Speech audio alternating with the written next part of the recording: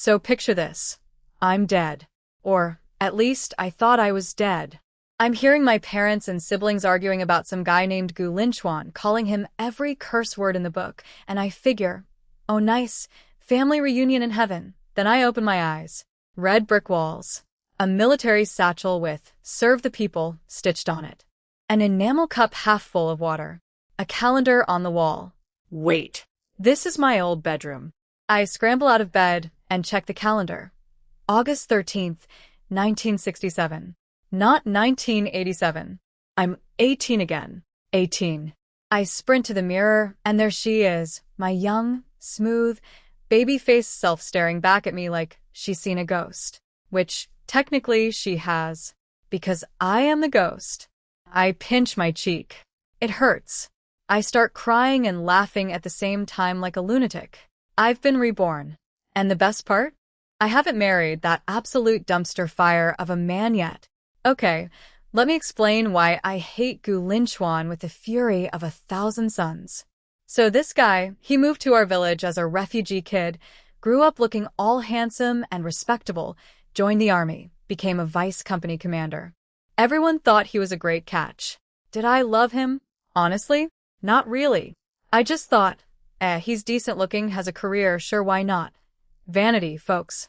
It'll get you every time. Right after he got married, he went on some military mission and came back saying he got injured down there and could never, perform again. And naive little me actually felt relieved because honestly that stuff scared me anyway. I just felt a little sad about never having kids. But hey, I'm a loyal wife. Military marriages are hard to divorce. So I kept his embarrassing secret from everyone, including both our families. Meanwhile, his mom kept blaming me for being infertile. Fun times. Then a few years later, he brings home a kid. Oh, it's a war orphan, he says. Let's adopt him. And stupid, kind-hearted me raised that child like my own flesh and blood for 20 years. Protected him from his own grandparents who didn't like him. Loved him with my whole heart. Plot twist. The kid was his biological son with another woman. And his whole "I can't function anymore" story? A lie. He made that up so he could stay pure for his true love while I played unpaid nanny to their love child. And who is this mystery woman? Lin Xue, this girl everyone in our village felt sorry for because she came from a capitalist family, big no-no in 1960s China. She lived alone, acted all pitiful, and I, the world's biggest clown, actually befriended her and defended her. Here's what really happened the day I almost died.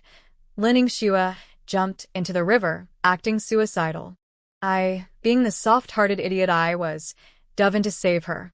Got tangled in underwater weeds. Started drowning. And guess who shows up? My fiancé, Gu Linchuan. My hero. Except no. This man looked at me, his future wife, literally drowning, and swam straight past me to rescue Lin Xue instead. Some random soldier traveling with him had to fish me out. His excuse? Oh babe, I thought you could swim, so I saved her first since she couldn't. SIR. I was drowning. That is the opposite of handling it. And the whole river thing? Staged. Lin Xue knew I'd try to save her. She knew Gu Linchuan was coming home that day. She set the whole thing up to test who he'd choose. Spoiler, it wasn't me. But past me forgave him because his family came groveling, and he was such a good catch. Then I even let Lin Xue become my bestie because she kept sucking up to me and Gu Linchuan kept saying, "Oh, she's so pitiful." I was basically a circus clown performing for free. But now, I'm back. I'm 18. And I have 20 years of future knowledge. Sweetie, are you awake? Are you feeling better? My mom's worried voice comes through the door. Mom. I haven't heard her voice in 7 years. I open the door, see her young face, and immediately start bawling. So much for my dramatic revenge plotting.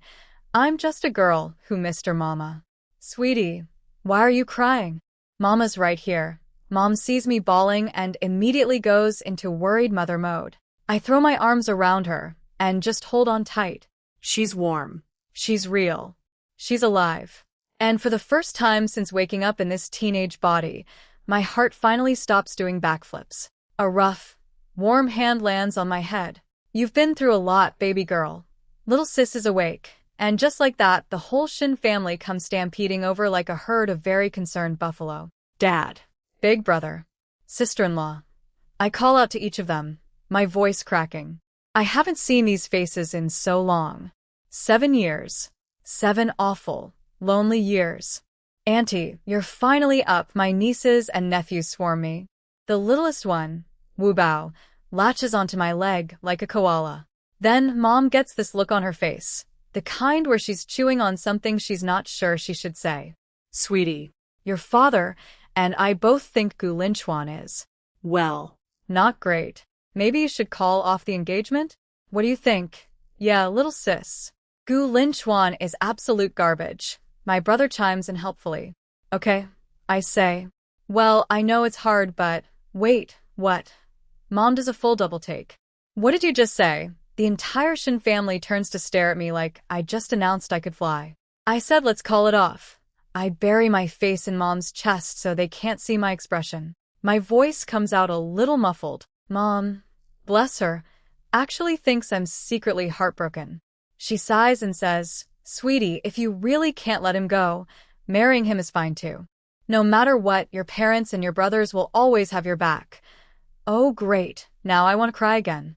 But I pull myself together, step back, and look her dead in the eyes. Mom. I'm serious. I don't want to marry Gu Linchuan. But why? She still can't believe it. After all, old me practically had future Mrs. Gu Linchuan embroidered on a pillow.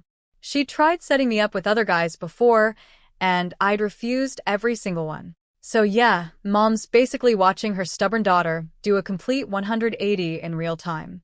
We were literally in the middle of engagement talks, and I was drowning, and this man swam right past me to save another woman. What exactly am I supposed to do with a husband like that?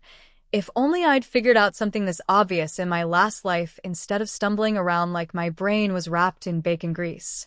And oh, let me fill you in on the full horror show I'm remembering right now. Turns out, Gu Linchuan and Lin Yingxue knew each other all along. They came from the same place. Her family used to be rich, and his dad was their family chauffeur. They grew up together. But when her family got labeled as capitalists and everything went south, the Gu family pretended they'd never even met her. So naturally, I had no idea they were connected. But secretly, Lin Yingxue was his white moonlight, his eternal first love, his untouchable dream girl. He couldn't marry her because her family background would torpedo his military career. So, what did Captain Romance do? He married me instead. I was basically a career advancement accessory, a human stepping stone with a marriage certificate. And when I eventually stumbled onto the truth in my past life, this man, who'd clawed his way up to a powerful position, had me thrown into a mental institution. Just tossed me in there like yesterday's newspaper. I spent 7 years in that place. I tried telling people the truth about him and Lin Yingxue, but who's going to believe the crazy lady, right? So there I was, rotting away in a psych ward, getting weaker by the day, with Lin Yingxue dropping by occasionally just to gloat. Real classy. And then came the final gut punch. On what turned out to be my last day alive, Lin Yingxue brought her son Gu Yuan, the kid I raised, to visit me. During that charming little encounter, Gu Yuan, who had the temperament of an angry bull, let something slip. My entire family, Mom, Dad, my brothers, their wives, all their kids, had been killed in a fire. On New Year's Eve. Years ago. And who set the fire? Lin Yingxue. Because apparently, even though SHE was the homewrecker, SHE felt resentful. She, the former rich girl, had to play mistress for 20 years while her own son called me Mom. And when my family kept trying to visit me at the institution, and she got scared they'd figure things out, she just burned them all alive. Problem solved. When I heard that, something inside me snapped completely. I went full berserker mode, last burst of energy, final boss rage, and took Lin Yingxue and her precious son down with me. My only regret? Gu Linchuan wasn't in the room. I would have happily sent the whole family package deal straight to hell. In my last life, my family died because of me. Because I was too blind and too stupid to listen when they warned me about that man. I deserved what I got. But they didn't. They never deserved any of it. But now? Heaven gave me a do-over. And this time, I will protect my family with everything I've got. No exceptions. No merci. Back in the present, my second brother is grinning like he just won the lottery. See? Gu Linchuan is useless. Little sis, I'm so glad you finally see it. I nod. He never liked Gu Linchuan, always said the guy was cold toward me. But past me, in her infinite wisdom, interpreted cold and distant as stoic and noble. Reader, it was not stoic and noble. Mom is practically glowing. Good, good, good. Then it's settled. The engagement is off. It wasn't even official anyway. Now, are you hungry? I made you brown sugar eggs. Come eat and get your strength back. She leads me to the kitchen and immediately launches into full mom lecture mode while scooping eggs into a bowl. You're just too kind-hearted. That's your problem. That Lin girl. I could tell she was trouble from a mile away. Capitalist family spawn. What good could come from that? She falls in the water, and you just jump in after her? Just because you can swim a little you think you're invincible? Bet you're scared now, huh? Next time, you think twice before being so reckless. And another thing, if you see someone drowning, you YLL for help. The village is full of people. Why does my daughter need to be the one jumping in? I know you think Gu Linchuan is handsome and capable, but marriage isn't about picking the shiniest trophy, sweetie. You need a man who treats you well. Otherwise, it doesn't matter how impressive he is. None of that glory belongs to you. But honestly, Mom, you were right about literally everything. I just wish old me had listened. Don't you worry, sweetie. Mama will find you someone even better than Gu Linchuan. My baby girl is going to live the good life. Does Annie have to get married? I don't want her to leave. That's little Wu Bao, my youngest nephew, clinging to me like I'm a life raft. Boy, what nonsense are you talking? Of course your Annie is getting married someday. I just stand there, eyes stinging, listening to my mom and my nephew bicker, and honestly, this is the most at peace I've felt in, well, 2 lifetimes. I sit down at the big square table in the main room, and Mom puts a bowl of brown sugar eggs in front of me. The second that hot, sweet flavor hits my throat, my eyes go watery again. Do you know how long it's been since I've had my mama's cooking? In the psych ward, Gu Linchuan made sure I was fed decently. Gotta keep up appearances after all. But when your soul is basically a dried-up husk, even a 5-star meal tastes like cardboard. Now here I am, reborn, and one humble bowl of eggs is making me feel things I forgot I could feel. Yummy, Mom beams. If you like it, I'll make more tomorrow, I smile. And yeah, even though my dad is the village chief, my oldest brother is a team leader, my second brother is a carpenter, and my third brother and his wife are elementary school teachers, brown sugar eggs are still a luxury around here. My family really does spoil me rotten. Drink the sugar water too. And sweetie, your dad and I are going back to the fields. Leave the bowl on the counter, don't wash it, just go rest. I'll make noodles for dinner. Farm people, always worried about the crops. Once they know I'm okay, it's straight back to work. I wash the bowl anyway, sorry Mom, old habits, and head to my room. Now here's where things get wild. I dig through my drawer and find it, a jade thumb ring. My mom gave it to me, said it was Grandma's dowry gift. In my last life, this ring mysteriously disappeared after I married Gu Linchuan. I figured I'd lost it. Nope. Turns out that cockroach stole it and gave it to Lin Yingxue as a present. Because nothing says I love you like jewelry you swiped from your wife's dead grandmother's collection. But here's the kicker. During one of Lin Yingxue's charming little gloat visits to the psych ward, she couldn't resist bragging that the ring contained a magical spirit spring space. She and Gu Linchuan had been drinking the spring water for years, which is why they both looked suspiciously youthful at 40. She literally came to rub her eternal youth in my face while I was rotting in a mental institution. What a peach. But joke's on you, lady, because right now that ring is in my hands. According to what she said, you activate it with blood. So, I bite my finger and smear some on the ring. Nothing happens. Then, everything happens. The room spins, reality does a somersault, and suddenly I'm standing in a completely different place. It's this huge open space with black soil stretching out everywhere. There's a cute 2-story villa, a massive warehouse, and right next to the villa, A bubbling spring making little plink-plink sounds like nature's own wind chime. This is it. The spirit spring space. Lin Xue wasn't lying. I explore like a kid in a candy store. The black soil? I don't even need to dig with my hands. I can control the planting with my mind. The spring water? It strengthens your body, makes your skin glow, speeds up plant growth, and makes everything taste better. It's basically a cheat code for life. No wonder those two scumbags looked like they'd discovered the fountain of youth. They had. Oh, and the warehouse? Time is frozen inside it. Put food in there, and it stays fresh forever.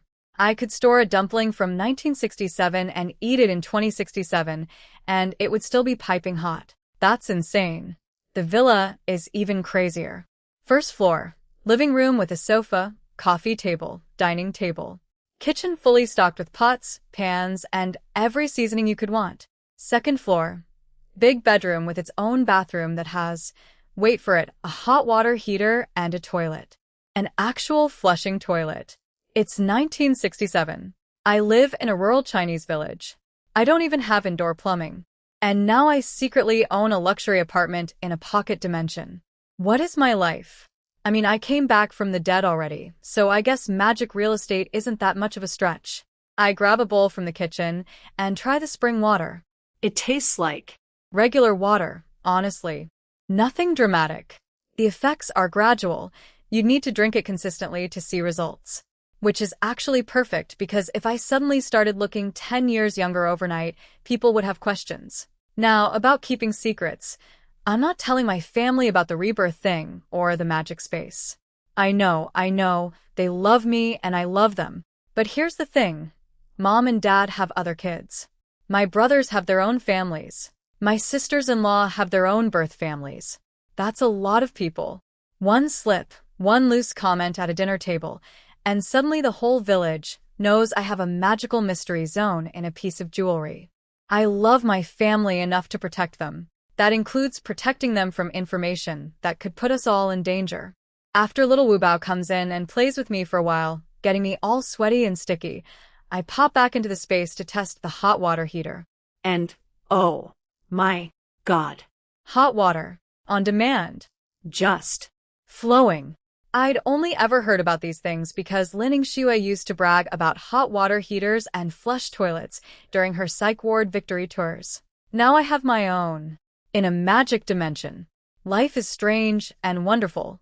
When I come back out, I realize the ring itself doesn't matter anymore. The space is bonded to me now. Even if the ring got destroyed, I could enter the space just by thinking about it. I clutch the ring tight, heart pounding. With this space and this spring water, I can give my family the good life they deserve. No more scraping by. No more suffering. I drink some spring water and fall into the deepest, most peaceful sleep I've had in years. When I wake up, it's almost 4 in the afternoon, way earlier than my parents usually come home from the fields. Something's up. I step outside and find Mom, my oldest sister-in-law, and my second sister-in-law, all busy sorting vegetables. A lot of vegetables. This is clearly dinner prep. Special edition.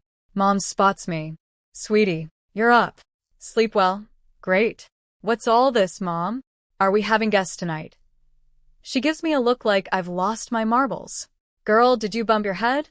The soldier who pulled you out of the river is staying at Hongwei's house. He saved your life. The least we can do is feed the man dinner. Now hurry up, come with us. Everything's ready to go. Oh, right. The mystery military man who actually bothered to save me while my so-called fiancé was busy rescuing his secret girlfriend. Yeah, I should probably go thank that guy.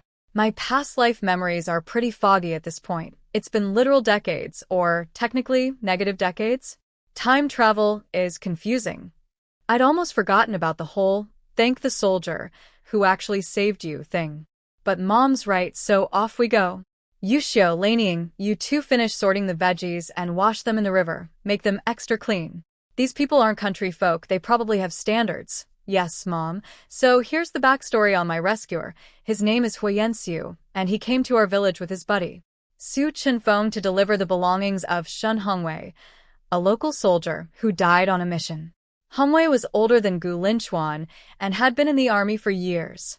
Mom was close with Hongwei's mother, and when the news came back, that poor woman cried her heart out.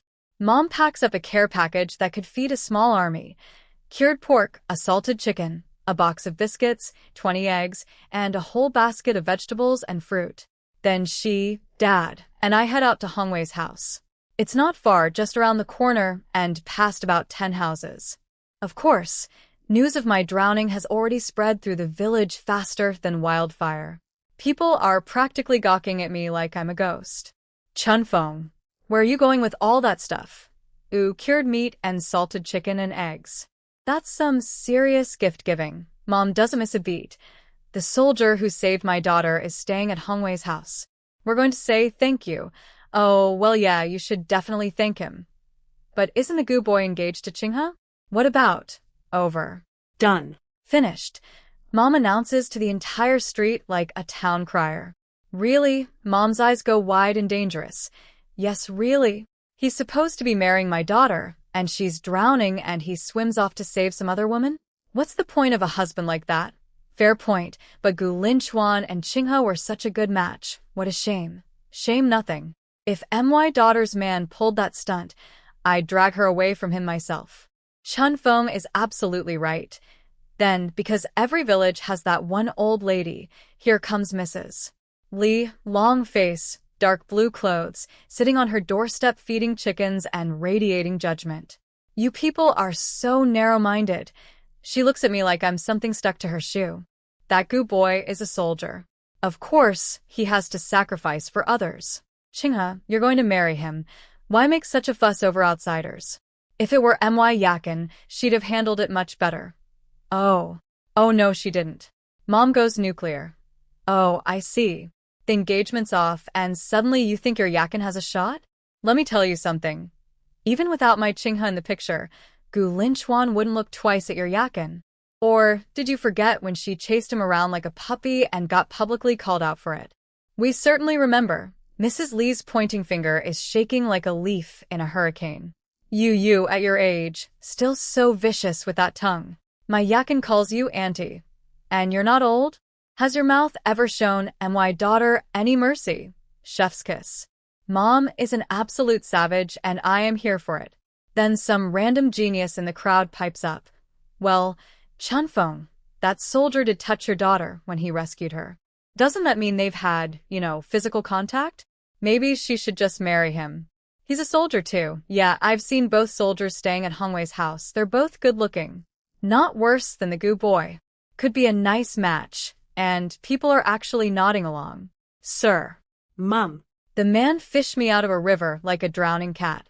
That is not a marriage proposal. I jump in before this gets any more ridiculous. Thank you all for your concern, but that soldier saved me out of kindness. If we start saying every rescued person has to marry their rescuer, nobody's ever going to save anyone ever again. Mom backs me up instantly.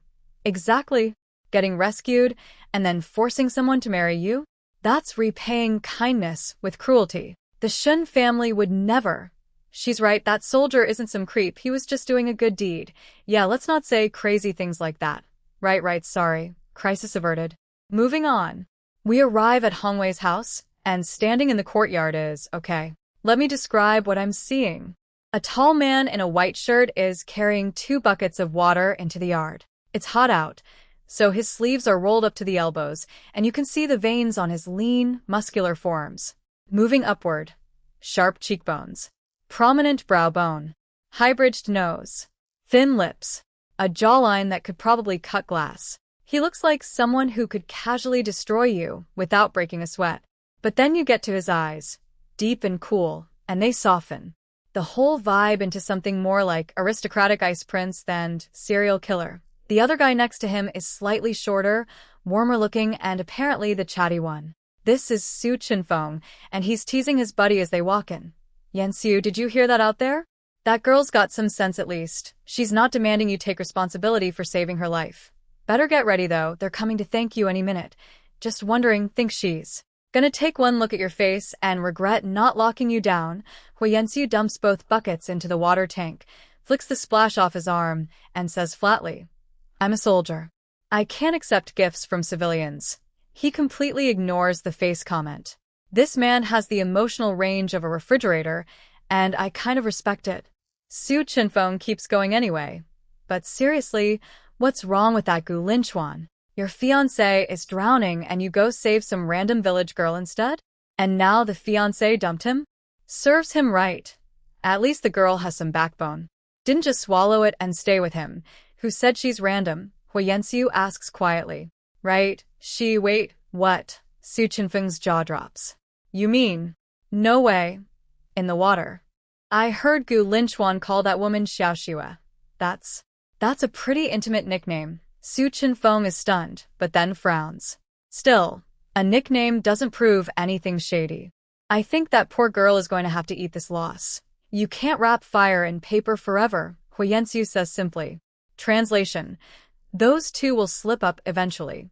And that girl doesn't look stupid. Well, Mr. Hui Yanxiu, you're more right than you know. This girl is not stupid. Not anymore. They're here. Dad looks between the two men in the courtyard, a little unsure. Which one of you is Comrade Hua?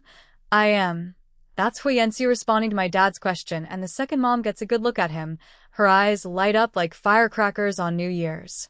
I can practically see the thought bubble over her head. Now that's a handsome young man. Way better looking than that trash Gu Linchuan. I'd honestly forgotten what Hui Yanxiu looked like when he was young. It's been 20 years since this moment in my previous life. But I did see him once on TV in the psych ward when he was in his 40s. By then he was a big deal, so important that even Gu Linchuan had to suck up to him. The interviewer asked why he'd never married, and he said he simply hadn't found the right person to spend his life with, and he didn't want to settle or waste some woman's time. I remember sitting in that hospital room thinking, compared to Gu Linchuan, that lying sack of garbage I married, this man's character is on a completely different level. Hongwei's mother, Aunt Huifan, comes out of the house. She's wearing rough morning clothes, eyes still red from crying, face pale.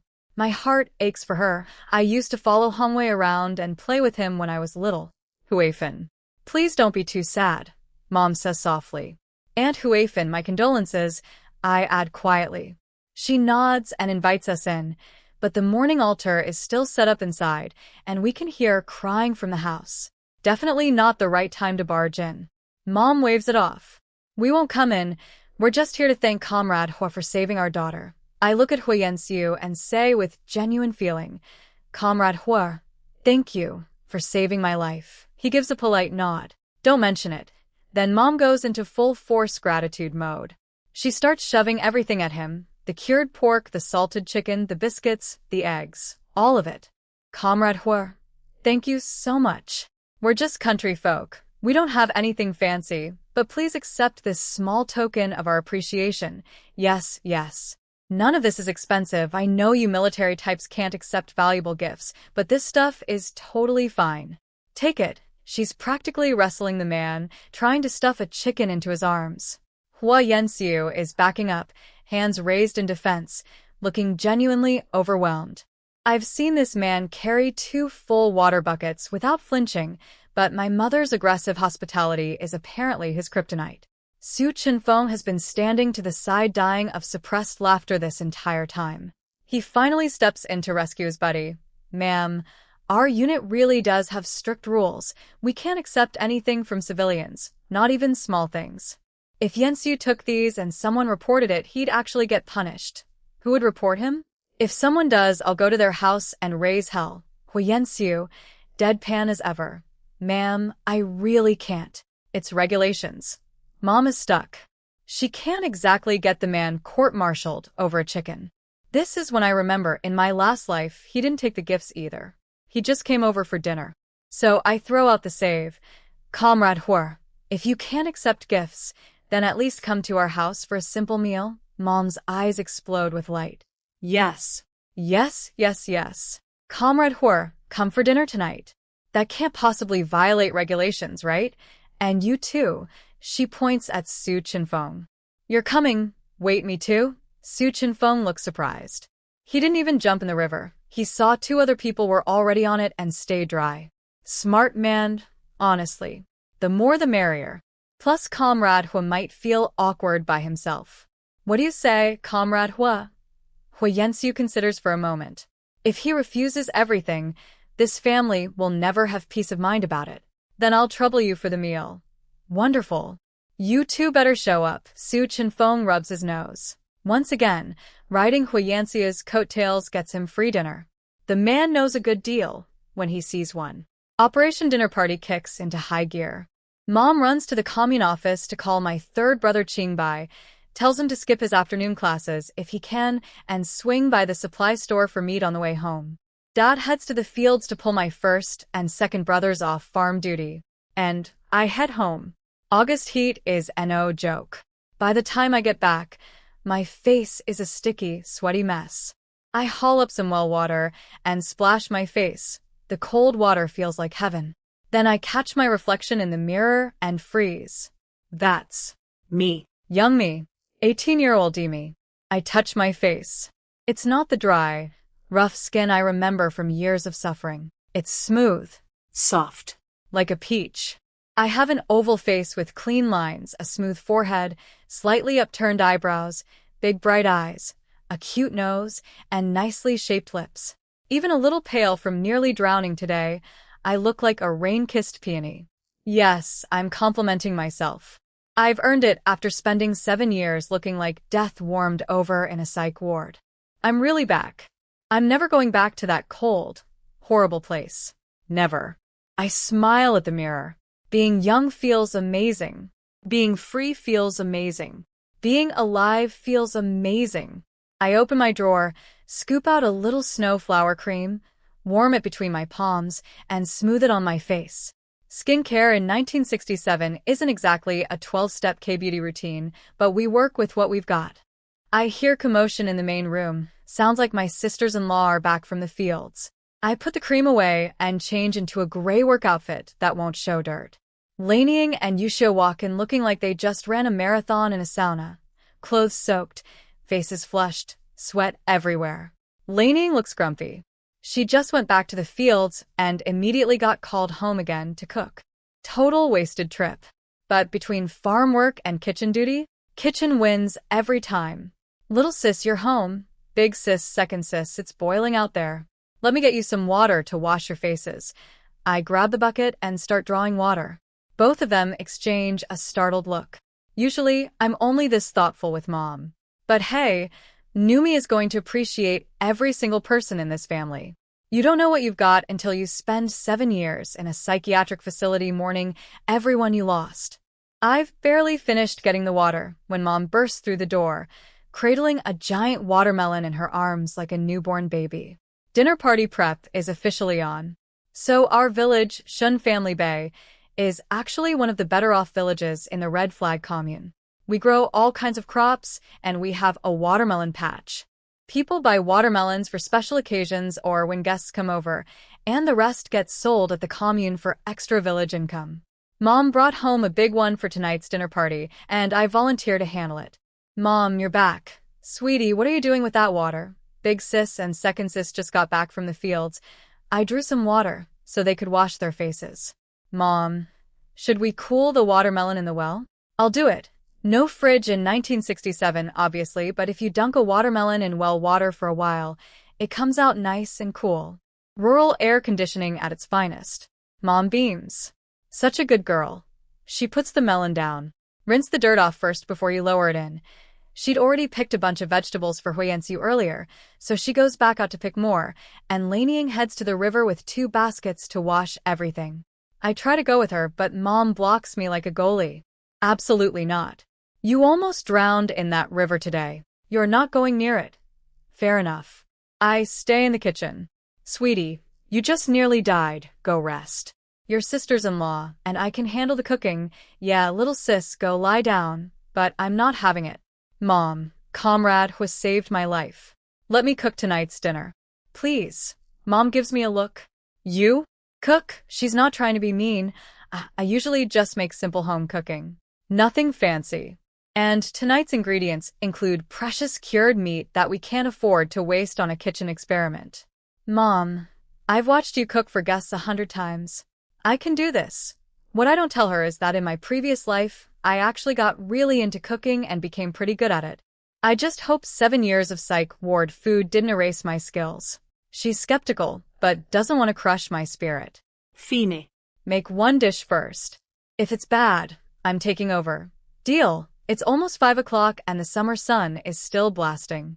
My oldest and second brothers come home carrying a bunch of silver carp, and trailing behind them is a parade of small, filthy children. My nieces and nephews look like they've been mud wrestling. Little Wu Bao is clutching some crayfish that are pinching his fingers. He's wincing in pain, but refusing to let go, mud smeared across his face like war paint. The boys have literally taken their shirts off and are using them as fishnets. The girls are marginally less disgusting. Marginally. Mom takes one look and loses it. Where did you all come from? You're filthy. You little monkeys, are you trying to get a beating? My oldest nephew Debeo, who's old enough to know better, immediately throws my second brother under the bus without a shred of hesitation. Second uncle made us do it. Second uncle said we should catch fish and shrimp for the dinner guests. If you're gonna hit someone, hit him. Second brother Ching Song is speechless. Betrayed by a child. Instantly. Without remorse. Big brother Ching Shan tries damage control. Mom, I was watching them the whole time, they were fine. Mom is not having it. Haven't you heard the saying, it's the swimmers who drown? Your little sister just nearly died in that river, and you're dragging children into the water? Are you out of your minds? Next time I catch any of you doing this, I don't care who you are, you're all getting smacked. After thoroughly roasting them, she glances at the fish and shrimp, pauses then. Well? Are you just going to stand there? Clean those things. Yes, Mom. Ching Song grins like he didn't just get yelled at for 5 straight minutes. Rubber soul. That one. And you kids, go bathe and change. Now, yes, Grandma. Meanwhile, back in the kitchen, I'm having my audition moment. I plate up the stir-fried cured pork, and Mom swoops in to taste test a piece. She chews twice. Stops. Her eyebrows shoot up. Well? How is it? I ask, trying not to look nervous. Yushio and Laneying are craning their necks from the cutting board, curious. I mean, cured pork smells amazing no matter what you do with it. Right? This is really good. Okay, you're in charge of the stove tonight. Mom is beaming. Her daughter can cook. She's already mentally planning tomorrow's bragging tour of the village. She tears the remaining piece into bits and shares with my sisters-in-law before stuffing the last morsel into my mouth. Laneying's eyes go wide. Since when can little sis cook like this? It was always good before, but not this good. I play it cool. Probably just the pork being extra flavorful. Plus I used a lot of oil. That part's true. I scooped out a massive glob of lard, and Mom nearly had a cardiac event watching it melt into the pan. But she held her tongue because, hey, this dinner is for the man who saved her daughter's life. Can't look cheap in front of the hero. One night of extra lard won't kill us. Just then, the bicycle bell rings in the courtyard. Mom, third brother and third sister-in-law are here. I wipe my hands on my apron, suddenly excited. Out of the whole family, these 2 are the only ones I haven't seen yet since coming back. Quick family beauty ranking. All 4 Shen kids are good-looking, but the best-looking are yours truly and third brother Qingbai. He's the refined, gentle one, scholarly vibes, mild temper, easy on the eyes. That's exactly why third sister-in-law, a city girl, insisted on marrying him despite the whole "he's a country boy" thing. My other 2 brothers are more the rugged farmer type, tanned and sturdy, but they've got solid faces too. Qingbai drops his bags and rushes straight to the kitchen, looking flustered. Mom. Little sis. You were so unclear on the phone. I could barely understand anything. What happened? How did little sis fall in the water? And the engagement with Gu Linchuan is off? What's going on? Third sister-in-law's name is Zhao Huiru. She's fair-skinned, delicate, and wearing a light yellow dress. Very much giving, city girl who married into a farm family energy. She comes in, greets everyone politely, then gives my older sisters-in-law an apologetic smile because third brother basically bulldozed past them in his rush to check on me. They wave it off. Laneying privately thinks, this third sister-in-law is so refined and honestly feels kind of flattered by the consideration. Mom launches into the full dramatic retelling. Your sister has a heart of gold. That's the problem. She sees someone drowning and just jumps in. Gets tangled in weeds, nearly dies, and that worthless Gu Linchuan, who's right there, ignores her and swims off to save that capitalist family's daughter from the educated youth camp. I could kill him, but thank heavens there was another soldier on the bank who pulled her out. He's coming for dinner tonight. Did you get the meat from the supply store? Third brother pushes down his anger and nods. Got it. It's in the hall. Then he turns to me, dead serious. Little sis, this engagement absolutely has to go. Gu Linchuan didn't even care about your life. He doesn't deserve to be your husband. I nod obediently. You don't have to tell me twice, bro. Or even once, honestly. Mom, she just nearly drowned, and you have her cooking. Mom throws her hands up. She insisted on cooking for her rescuer. What am I supposed to do? Tie her to the bed? Third brother, third sis-in-law, I'm fine really. Don't worry. Huiru comes over to fuss over me too. Funny thing, even though she spends the least time at the family home, she's actually the sister-in-law I'm closest to. Mom, where's Wu Bao? Third brother and Huiru have only been married a few years and Wu Bao is their only kid. They're both too busy teaching to look after him, so he stays with Mom. But since Mom works the fields, guess who ends up babysitting most of the time? This girl. The family spoils me so much they barely make me do farm work. I mostly just collect pig grass for work points alongside the kids. DeBeo's got all of them in the bath. Those little mud monsters went fishing with your brothers earlier. Third brother hands over the meat. Mom, the supply store was already sold out by the time we got there. This meat is from Huiru's parents' house, plus a pound of pork ribs. We also bought a pound of brown sugar and a pound of apples for little sis to help her recover. My heart goes all warm and gooey. Thanks, third brother, third sis-in-law. I catch my other two sisters-in-law, exchanging a look. Third sister-in-law brought gifts, so now they feel like they need to match. But their families aren't as well off. Luckily, Mom and I aren't the type to keep score. After 6, Dad finally comes back from the fields, drenched in sweat. Mom is wiping down tables and chairs at maximum speed. Go shower. The water's already in the washroom. Hurry. If Comrade who arrives and you're not here, what'll he think? Is dinner ready? Almost. Your daughter's doing the cooking today. Our daughter? Dad's a little surprised, but his philosophy is simple. If his wife signed off on it, it's fine. Mom starts barking orders like a general. Third son, get the watermelon out of the well, slice it, plate it. Second son, are those cups clean yet? Get your sister's flour tea brewed. First son, she might not be at the stove, but she's running this operation like a military campaign, and every Shen family member is spinning like a top. Huiyansu arrives at our gate and pauses. He sees this big, chaotic, loving family buzzing around getting ready for dinner. Everyone doing their part, everyone yelling, everyone together, and something flickers across his face. Something a little wistful. Comrade Hua and Comrade Su are here. Third son, pour the tea. Mom and Dad rush out to greet them, then immediately spot the bags in their hands. Comrades, you're here to eat. Why did you bring things? Take them back, take them back. I catch a glimpse of what they brought. Malted milk powder, white rabbit candy, and biscuits. That's not cheap stuff. Su Chen Feng Gavin. Ma'am, we can't show up empty-handed. Empty-handed is fine. It's just dinner. Then Su Chenfeng plays his ace card. See, the thing about Comrade Hui here is that he's too shy to come without a gift. If you don't accept, he'll literally lose sleep tonight. And he can afford it, trust me. Well, okay, fine. We'll shamelessly accept then. Mom is looking at Huiyansu like he's the son she always wanted. Handsome, polite, respectful to elders. In every possible way superior to that trash Gu Linchuan. Huiyansu shoots Su Chenfeng a flat look. Su Chenfeng raises an eyebrow back at him like, what? They weren't going to take it otherwise. You're welcome. Come in. Tea and watermelon. Third brother sets the tea down and says earnestly, Comrade Hur, thank you for saving my little sister. Mom introduces him. This is my third son.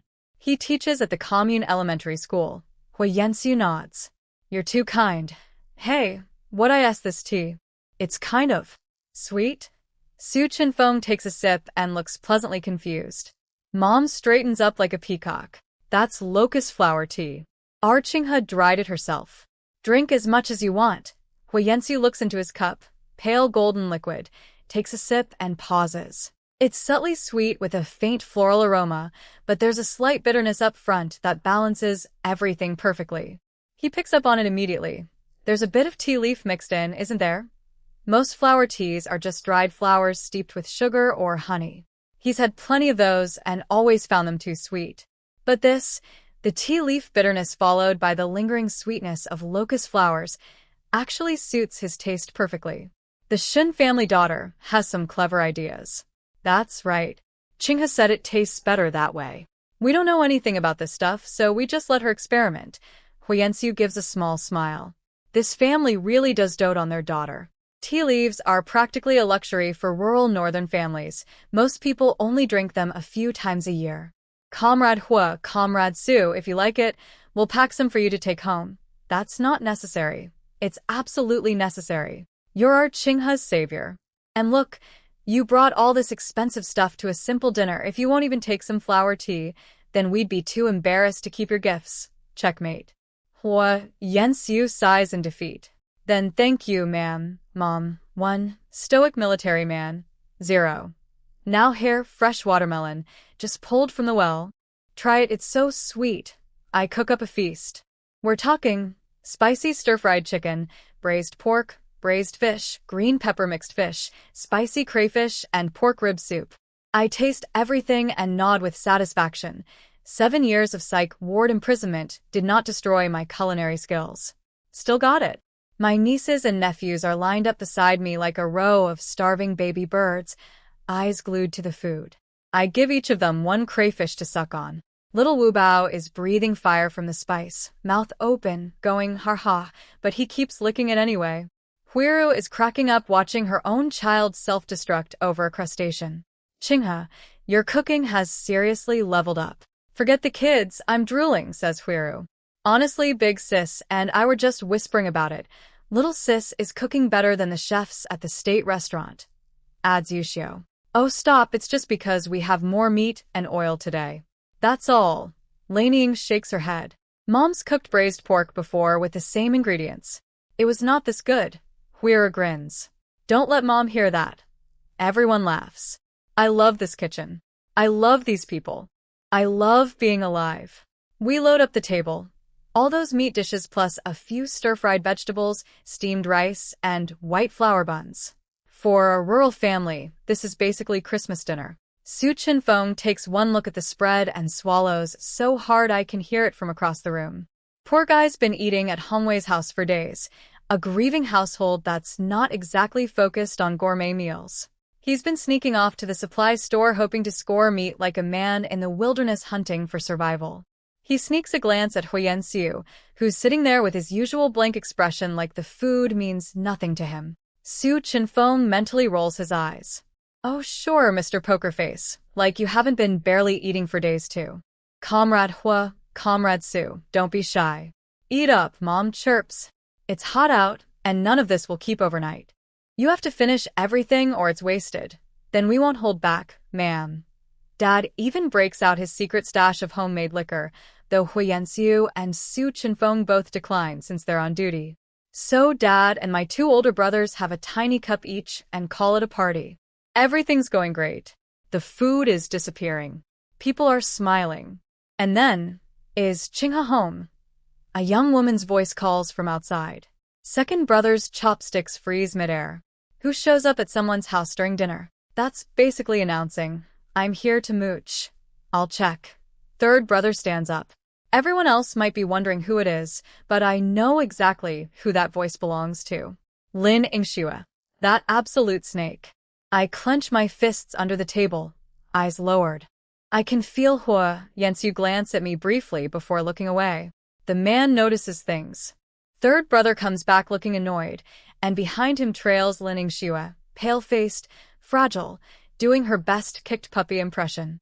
Every single Shen family member's face goes cold simultaneously. We might not have evidence, but we all know there's something between her and Gu Linchuan.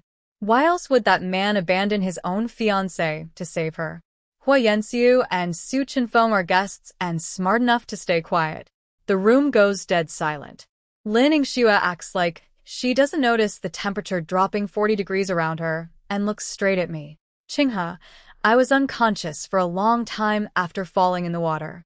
I just woke up and came to thank you for saving me. She holds up a small bundle. I brought these to help you recover. Mom lets out a sharp little humph and fires back. Miss Lin, I think you've got the wrong person. Jiu Linchuan is the one who saved you. Go thank him. Lin Yingshue's eyelashes flutter. The universal sign of a woman about to deploy weaponized vulnerability. I'm sorry, Qinghe. I don't know why Comrade Gu chose to save me either. Maybe because he knew you could swim? Please don't blame him. And please don't let me come between your feelings for each other. Oh. This woman is good. She's standing in MY house, at MY dinner table, in front of MY family, and she's, generously, telling me not to blame her secret boyfriend for leaving me to drown. The audacity. But Numi has her emotions on lockdown. I look at her calmly. Miss Lin, we're not close. Please don't call me Qinghe. Only my family uses that name. I'll take the gifts. As for what's happening between me and Gu Linchuan, I don't see how that's any of your business. Her face twitches. She accidentally glances at Hua Yanxiu, probably checking if this handsome stranger noticed her delicate suffering, then stammers, Comrade Shen, I didn't mean it like that, whatever you meant, it's none of your concern. We're eating dinner.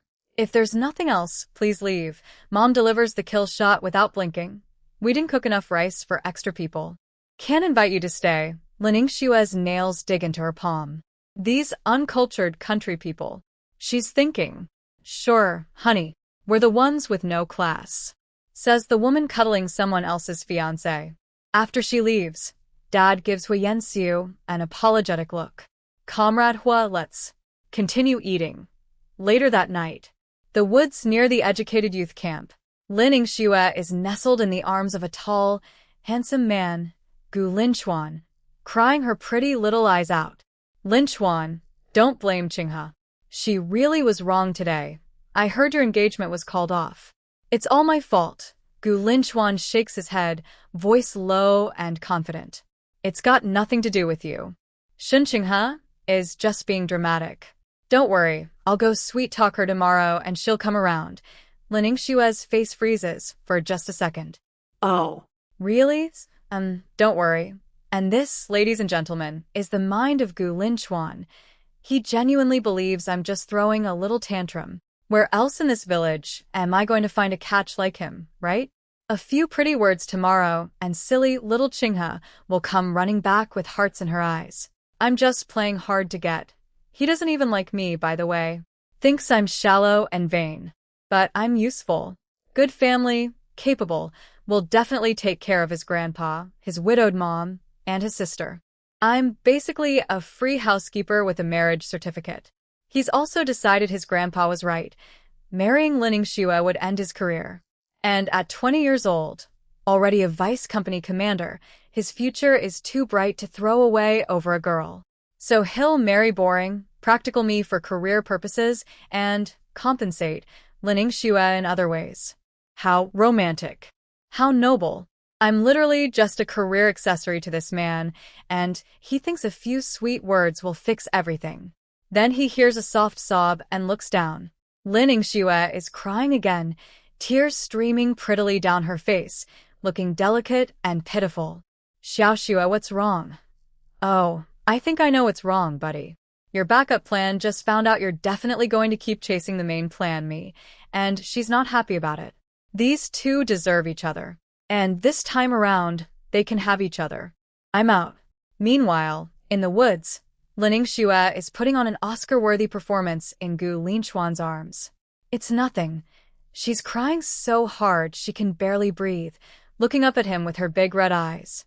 You're going to marry her soon, right? Then we can't be together anymore. Being with you before the wedding was my absolute last line. I don't want to be the other woman who destroys someone's marriage. Gu Linchuan's heart aches. He cups her face and wipes her tears. Xiaoxue, you know I only love you. But your family background. If we get married, my career is finished. But I want to give you a better life. Xiaoxue, but I can't be a hidden mistress forever. And then, I wish I was making this up, this man actually says, I promise you won't be. Shen Qinghe is just our stepping stone. Once I become a commanding officer, you will be my wife, a stepping stone. He literally called me a stepping stone. To my face, well, not to my face, but to the universe in general. And the universe recorded it and played it back for me through the magic of rebirth. But wait, it gets better. Think about it. My rank isn't high enough for you to come live at the base yet. If we married now, you'd have to stay in the village and take care of my grandpa and my mom and do farm work. Could you handle that? He knows Lin Yingxue can't handle rough living. He knows his grandpa is difficult and his mom is fierce. So his genius plan is, let stupid me do all the hard work while he parks his precious princess somewhere comfortable. Let's dump all that stuff on Shen Qinghe. She's used to it anyway. Once I move up in the army, I'll get you a job in an arts troupe and we'll be together all the time. Sound good? Lin Yingxue shivers at the thought of serving his cranky grandpa and sharp-tongued mother. Yeah, hard pass on that lifestyle. Suddenly his plan sounds pretty reasonable. Okay, Lin Chuan. I'll do whatever you say. Xiaoxue, I'm sorry you have to suffer. It's not suffering. As long as it's for you, for our future, I'm willing. Truly a love story for the ages. Two garbage people planning to use an innocent woman as their unpaid servant while they play house behind her back. Romance. Cut to a beautiful moonlit night. Stars twinkling. Very poetic. Hua Yanxiu and Su Chenfeng are walking around the village to digest their enormous dinner. Okay, but seriously, Su Chenfeng is still going. Shen Qinghe's cooking is incredible. That braised pork? Unreal. And those crayfish? Spicy, savory. I could eat a bucket of those, he sighs dreamily. She's pretty. She cooks like a dream. She's got a sweet personality. What is Gu Linchuan thinking? Then he drops the bomb. Hey Yanxiu, why don't you just marry Shen Qinghe? What's the saying? Repay a life-saving debt with your hand in marriage. She's a great girl. Perfect match for you. Hua Yanxiu gives him a flat look. So you can come eat her cooking all the time. That's what this is about. Ha ha, Su Chenfeng lagut never seen. You know me too well. He was joking, obviously. He knows Hua Yanxiu's marriage prospects are being watched by all kinds of important people. Plus, a man like Hua Yanxiu would never let his wife be a personal chef for his freeloading buddy. Then Su Chenfeng's mood shifts. But you know, I heard a story once. A girl fell into the water. Some passing stranger saved her, and then left. But the girl's reputation was ruined. The villagers said a man had seen her body, so she was impure. Nobody would marry her. She ended up killing herself over the gossip. I wonder if something like that'll happen to Shen Qinghe. Seen her body. Hua Yanxiu's face goes completely still. For one split second, a flash of memory. Pale skin, soft curves, the feeling of pulling her from the water, shoots through his brain. His ears turn red. But the Shen family really dotes on her, so she probably won't end up like that girl. She seemed emotionally stable today. Hey, Yanxiu, why is your face red? It's nothing, he coughs. Wait, are you? Hua Yanxiu suddenly grabs Su Chenfeng's arm and yanks him behind some trees. Shhhh, something clearly caught his attention in the darkness, but we'll find out what later. That night, I sleep cuddled up with Mom. I burrow into her arms and sleep so deeply I don't even notice when she gets up in the morning. I haven't slept like that in years. Auntie, you're up. Little Sanbao is squatting in the courtyard playing with sand. He points at the kitchen. Grandma left your food in the small pot. Thanks, Sanbao. Mom left me thick, creamy rice porridge and a gorgeous golden egg pancake. I brush my teeth, wash my face, and squat on the doorstep to eat. Life is good. Sanbao, where's Sibao and Wubao? Quick kid census. Debao is almost 10 and Erbao is 8 or 9, both old enough to help earn work points by gathering pig grass. But Sanbao is only 5.5, Sibao is 4, Wubao is 3. These three are basically professional sandbox occupants. They went to Ernia's house to play. Why didn't you go? They're all girls. I'm a boy. We can't play together. Sanbao announces this with the deadly seriousness that only a 5-year-old can muster. I can't help laughing. Who told you that? Boys can also. Qinghe. My blood runs cold. I look up, and there he is, Gu Linchuan, standing outside my courtyard gate, looking in at me with a confident little smile. Gu Linchuan. The man who ruined my life, stole 20 years, had me locked in a psych ward, let his mistress murder my entire family. He's standing right there. Every cell in my body screams, kill him. My fists clench, so hard my nails dig into my palms. I want to walk over there and end him with my bare hands. But I can't. I fought so hard to get this second life. I have a family to protect. I am not throwing away my future over this piece of human garbage.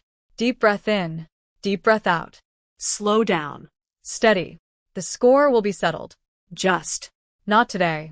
I must have had murder in my eyes for a second, because Gu Linchuan actually flinches. But when he looks again, my expression is perfectly normal, so he decides he imagined it. He smiles his charming smile. Qinghe, I'm here to apologize. Oh, I bet you are. So there he is, standing at my gate with his rehearsed apology speech all loaded up. Yesterday was my fault, I admit it. But the situation was urgent. I thought you could swim and hold on a bit longer while I saved Miss Lin, who can't swim. I really didn't think too much about it. Then, and this is the part that kills me, he has the nerve to say, I know you're upset, but our marriage isn't a game. How could you just tell people it's called off? How could I? How could I? You left me to drown, sir. I don't say a word. I just walk over to the chicken coop, pick up the water bowl the chickens drink from. It's got chicken poop caked on the outside, and the water inside is murky and disgusting, and I calmly carry it over to him. His face changes. He's getting a bad feeling. But surely sweet, obedient little Qinghe wouldn't actually splash. Bowl, water, chicken poop, mystery sludge, all of it, right in his face. He reeks. He's dripping. He can smell himself, and it is not pleasant. Shun Qinghe, have you lost your mind? Get out. Our engagement is over. We have nothing to do with each other anymore. If you come to my house again, I will beat you every single time. Shen Qinghe. He tries to talk, but I'm already grabbing everything in reach, broom, dustpan, whatever, and launching it at him. And bless little 5-year-old Sanbao, my tiny accomplice, is handing me ammunition. This kid is picking stuff up off the ground and passing it to me like a pint-sized weapons supplier. Gu Linchuan gets pelted into absolute humiliation and has no choice but to flee. Sanbao. Excellent teamwork. Meanwhile, Huiyanxiu and Su Chenfeng are walking back from the supply store with some meat when they spot a very disheveled, very stinky Gu Linchuan stumbling out of our courtyard. Huiyanxiu glances into the yard, just long enough to catch my back disappearing into the house. Commander Hua, Vice Commander Su. Gu Linchuan notices them, and his expression gets complicated. See, here's what's happening inside this man's twisted little brain. On one hand, he's grateful that Huiyanxiu saved me, because he genuinely couldn't get to me in time. But on the other hand, and this is rich, he's feeling hostile toward Huiyanxiu because he might have seen my body when he pulled me from the water. Not because he cares about me, mind you. No. It's because I'm his woman. Excuse me while I gag. And even though he's already decided to stay pure for Lin Yingxue and never touch me, the idea that another man might have seen what belongs to him makes him feel like, well, like a man wearing an invisible green hat. That's Chinese slang for being cheated on, by the way. This man doesn't want me, won't sleep with me, is planning to use me as a maid, but he's jealous that someone else might have glimpsed me in the water. The logic, the absolute audacity of this man's ego. He stops walking, trying to look casual. Commander Hua, you saved Qinghe and I haven't thanked you yet. Then he drops this little bomb. When Qinghe and I get married next spring, you must come to the wedding. Translation, she's mine, buddy. Back off. Huiyanxiu nods blandly. That's kind of you. But Su Chenfeng? Su Chenfeng chooses violence. Funny, because I heard Annie Zhou say the engagement's been called off. He looks Gu Linchuan up and down. Also, Xiao Gu. Is that stuff on you from? Did Comrade Shen do that to you? Gu Linchuan doesn't even flinch. He smiles smoothly. Oh, Chingha just likes throwing little tantrums. I made her angry, so of course she's going to lash out a bit. But what we have between us can't be broken by something this small. The confidence on this man. He's standing there covered in chicken poop water, telling two superior officers that his ex-fiancée is just being playful. Sir, she threw a broom at your head. Really? Su Chenfeng smiles. She seemed pretty genuinely furious to me. You might want to take this seriously. You know, if you'd just saved her yesterday and left Miss Lin for us to handle, none of this would have happened. Come to think of it, why did you save Miss Lin first? Kinda strange, isn't it? Gu Linchuan's face goes stiff. Chingha can swim. I thought she could hold on. I see. You're really such a kind-hearted person, risking your own fiancé's life for someone you barely know. The sarcasm is so thick you could spread it on toast. Gu Linchuan's face is turning ugly, but these two outrank him, and he can't exactly mouth off. He mumbles something about having things to do, and scurries away. I thought he'd be tougher. A few sentences, and he crumbles. Su Chenfeng looks pleased with himself. Why'd you bother engaging with him? Huyensu keeps walking. Because he started it. Don't tell me you didn't notice the hostility coming off him. I think he sees you as a romantic rival. Don't talk nonsense. Huyensi's footsteps pause for exactly 1 second. How is it nonsense? His little come to our wedding line was so obvious. But seriously, do you think she'll actually take him back? She won't, right? Su Chenfeng thinks about what they overheard last night in the woods near the educated youth camp. Gu Linchuan calling me a stepping stone and plotting with Lin Ningxue. He hesitates. Should we warn Comrade Shen? What if she falls for his act? The guy is good-looking and girls care about that stuff. She won't. Huyensu says it with quiet certainty. Then after a pause. But if you're worried, you could mention something. Wait, what do you mean if I'm worried? What about you? But Huyensu is already walking away. Su Chenfeng squints at his back. Something's weird about this guy lately. Whatever.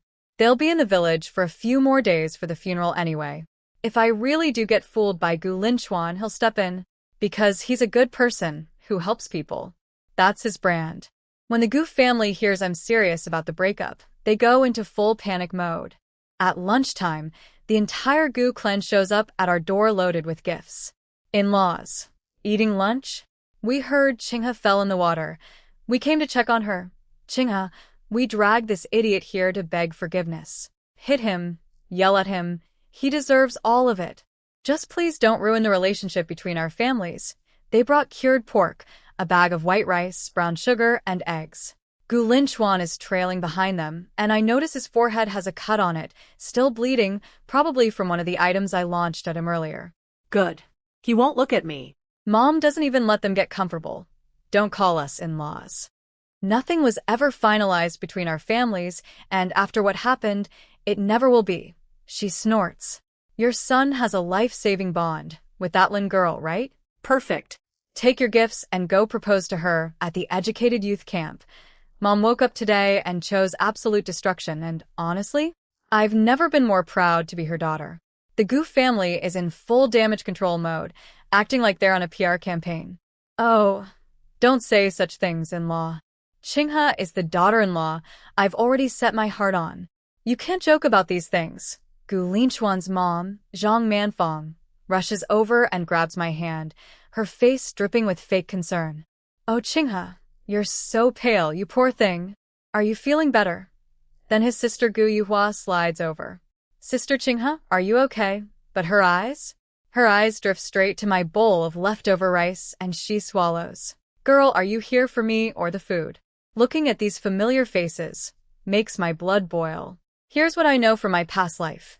The Gu family might not have known at first that the adopted kid was actually Gu Linchuan and Lin Ningxue's biological son, but a few years in, their attitude toward the boy completely changed. They knew. And once Gu Linchuan climbed the ranks and got powerful, oh, the masks came OFF. Sweet mother-in-law turned into a nitpicking nightmare.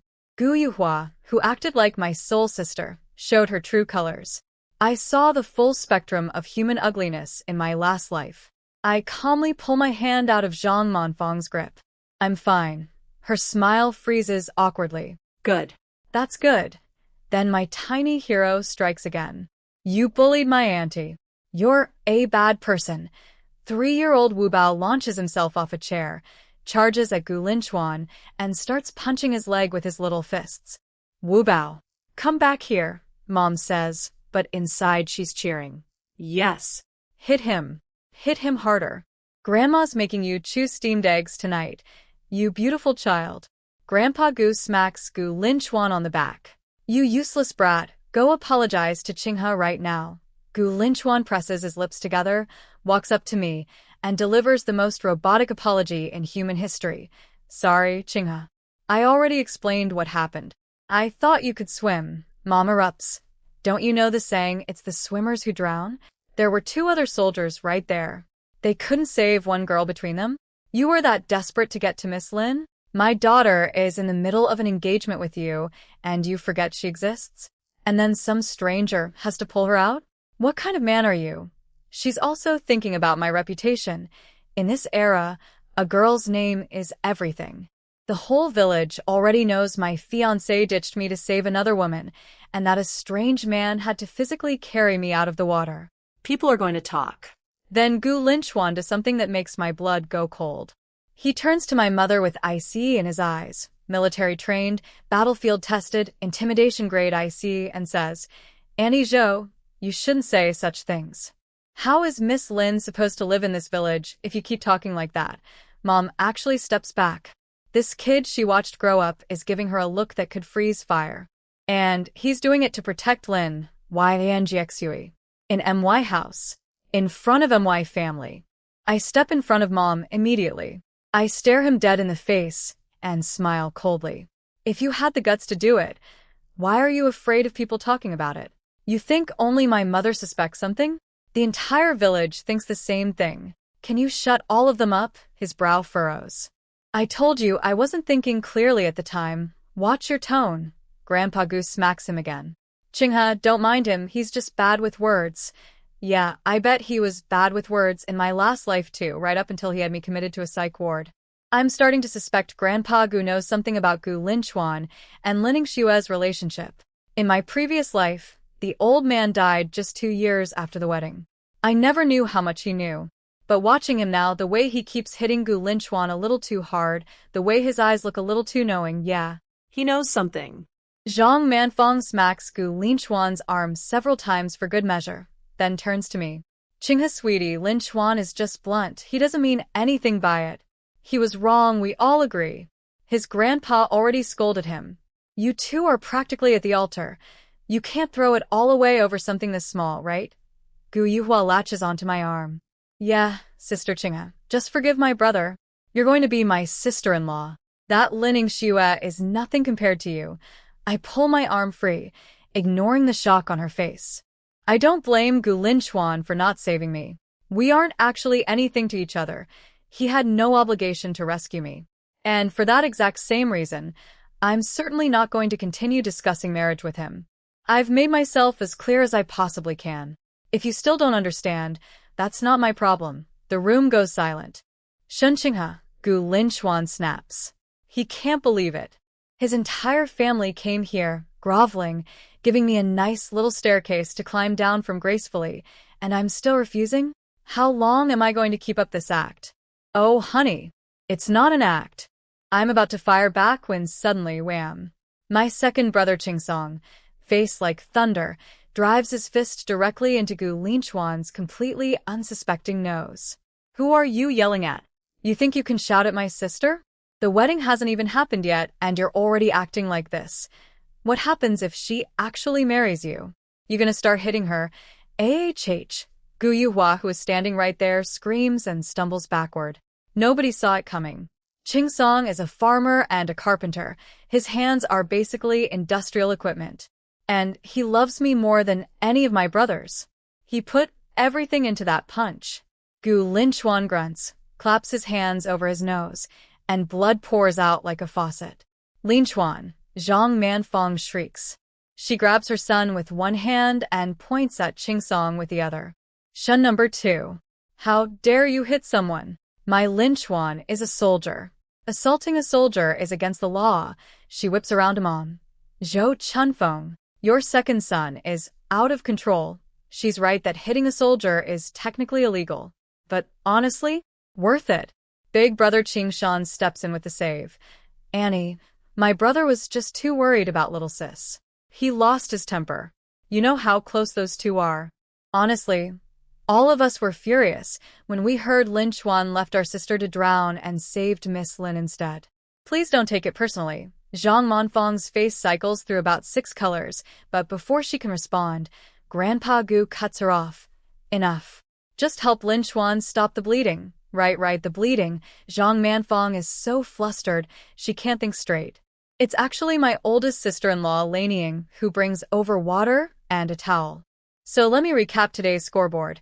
Gu Linchuan has been doused in chicken poop water, pelted with household objects by me and a 5-year-old, and punched in the face by my brother. And it's not even afternoon yet. Best rebirth ever. Grandpa Gu lets out a long sigh and looks at me. Qinghe, that punch was deserved.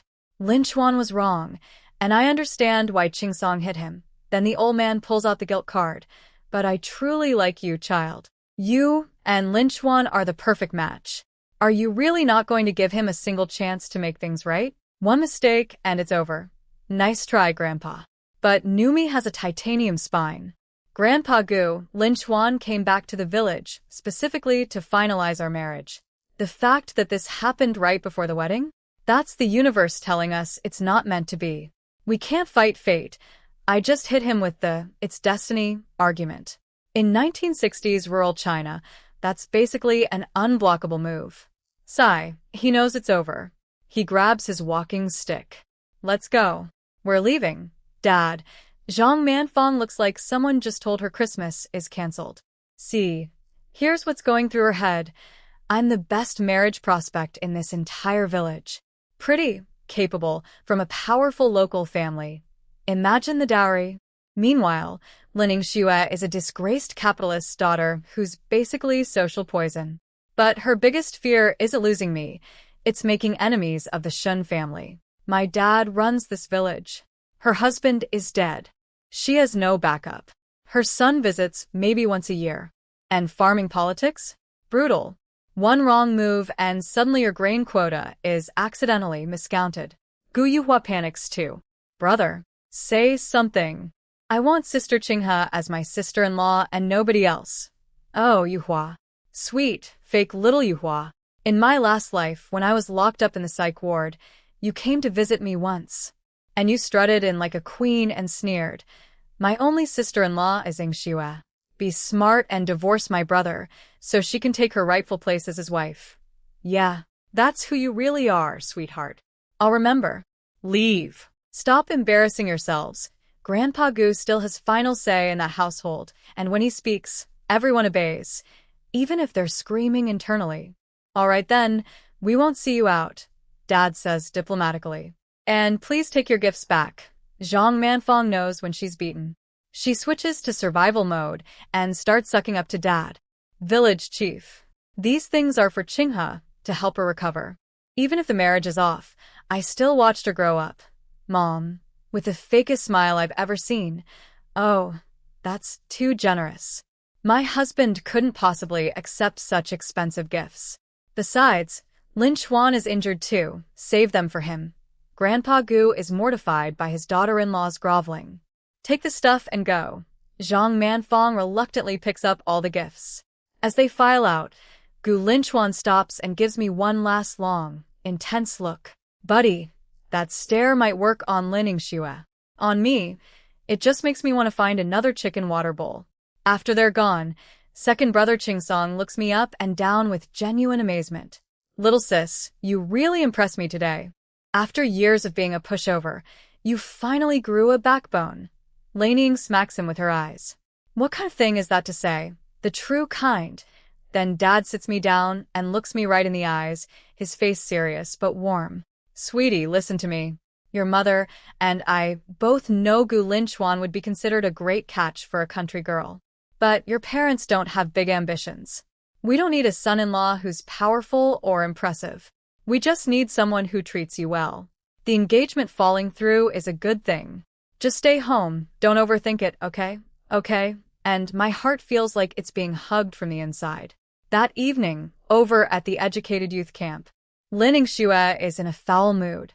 Sure, my engagement with Gu Linchuan is dead, which is what she wanted.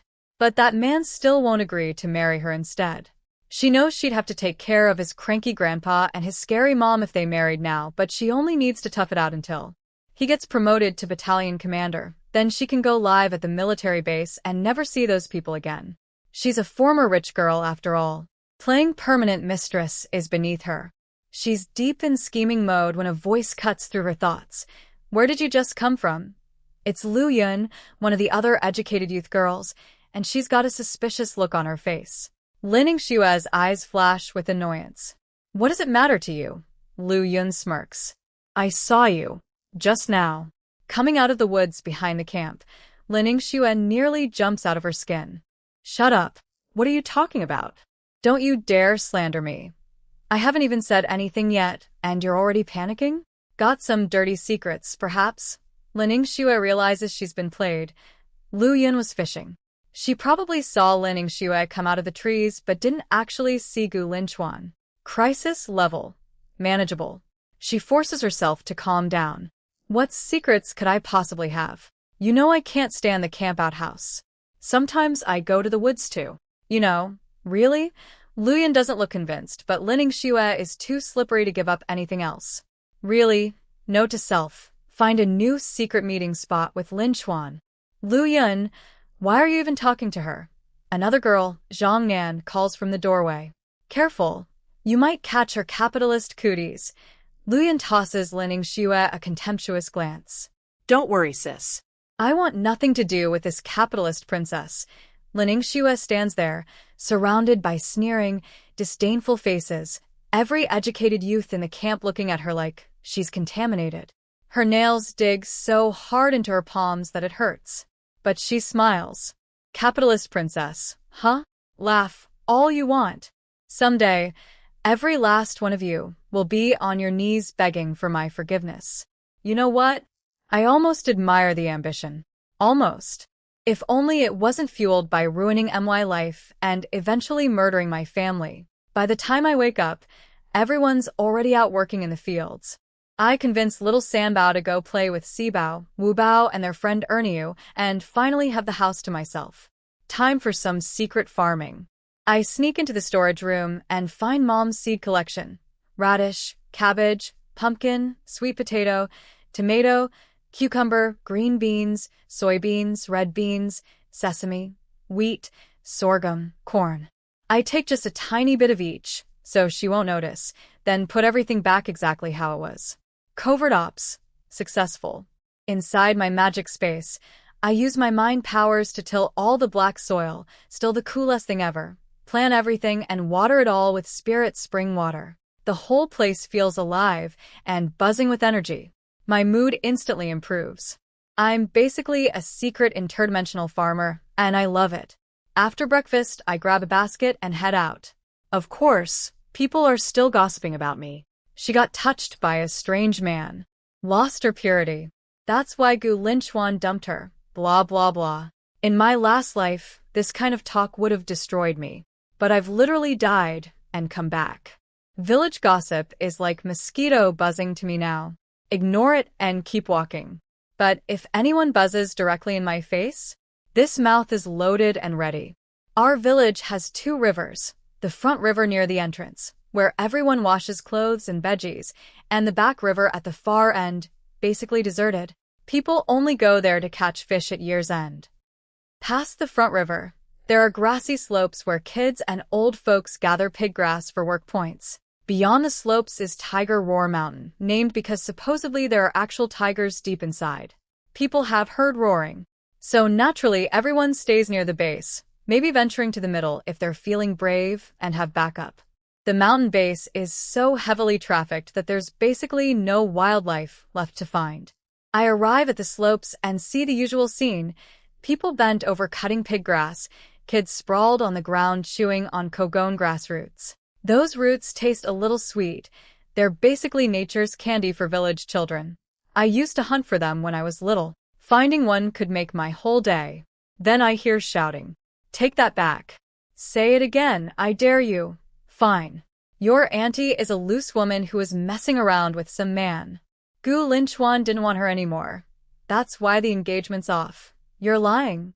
I'm gonna smash your face. It's Debeo and Erbao, fighting a group of kids. My niece and nephew are outnumbered and losing, but they're swinging anyway. My heart squeezes. Debeo, Erbao, the other kids freeze the second they see me. They just got caught trash-talking me to my face. Well, to my niece and nephew's faces. Auntie.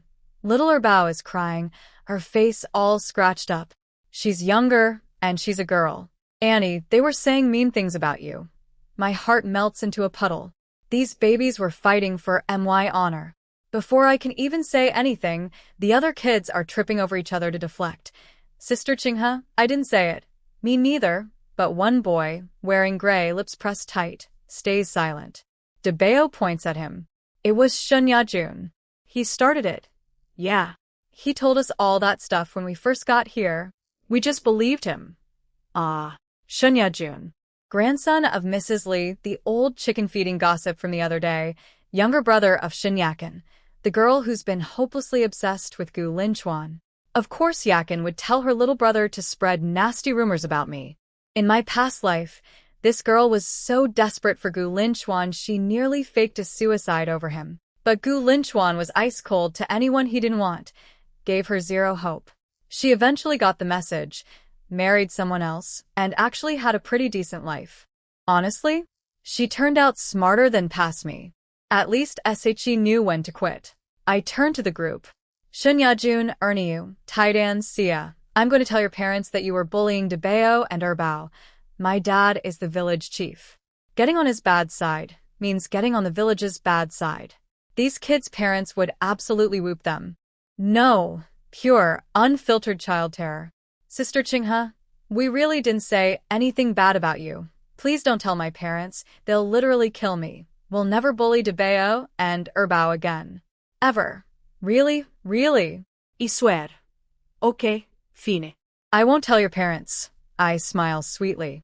But you have to do me a little favor. What favor? I lean in close and whisper to them. They huddle around me, listening intently. Every single one of them, except Shen Yuerong, who's too proud to come over because his parents wouldn't punish him anyway. But watching all his friends gathered around me while he stands there alone? That stings. He kicks a rock, scowls, and stomps off with his little basket. Enjoy the solitude, kid. After the briefing, the other kids scatter. Only Debeo and Erbao stay behind, both practically vibrating with excitement. Debeo holds up a kogon grassroot. Auntie, want one? We found a whole bunch. I smile and shake my head. You two enjoy them. I'm going into the mountain for a bit, but Grandma said we can't go into the mountain. You can't. You're kids. But Annie is a grown-up, so I can. Just stay here, finish your pig grass, then go home. It's way too hot out. Okay? Erbao's eyes crinkle into happy crescents. We'll finish the pig grass and then go do that thing you told us about with Erniu and the others. Good girl. Annie will buy you all candy later.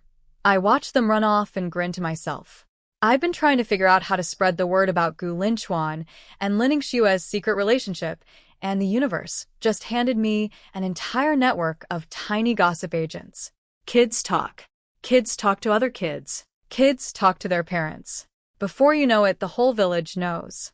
Children are the world's most efficient information distribution system, and I just recruited a whole squad. So, Gu Linchuan, I wonder, once everyone finds out about you and Lin Xiu, will you finally marry her? Let's find out. Growing up, my parents drilled one rule into our heads. Never go up Tiger Roar Mountain alone. They told me, and my brothers. They told my nieces and nephews. They told us so many times I could recite the speech in my sleep. But here's the thing, I have a pocket dimension now. If a tiger shows up, I just poof into my magic space and wave goodbye. I am literally the safest person on this mountain. I blow past the base where all the firewood gatherers hang out and head straight for the middle slopes. My mission, find wild fruit trees to transplant into my space. If spirit spring water makes vegetables taste better, it should do the same for fruit. Most wild mountain fruits taste like sour garbage. That's why even the birds don't bother. But with magic water, we might be in business.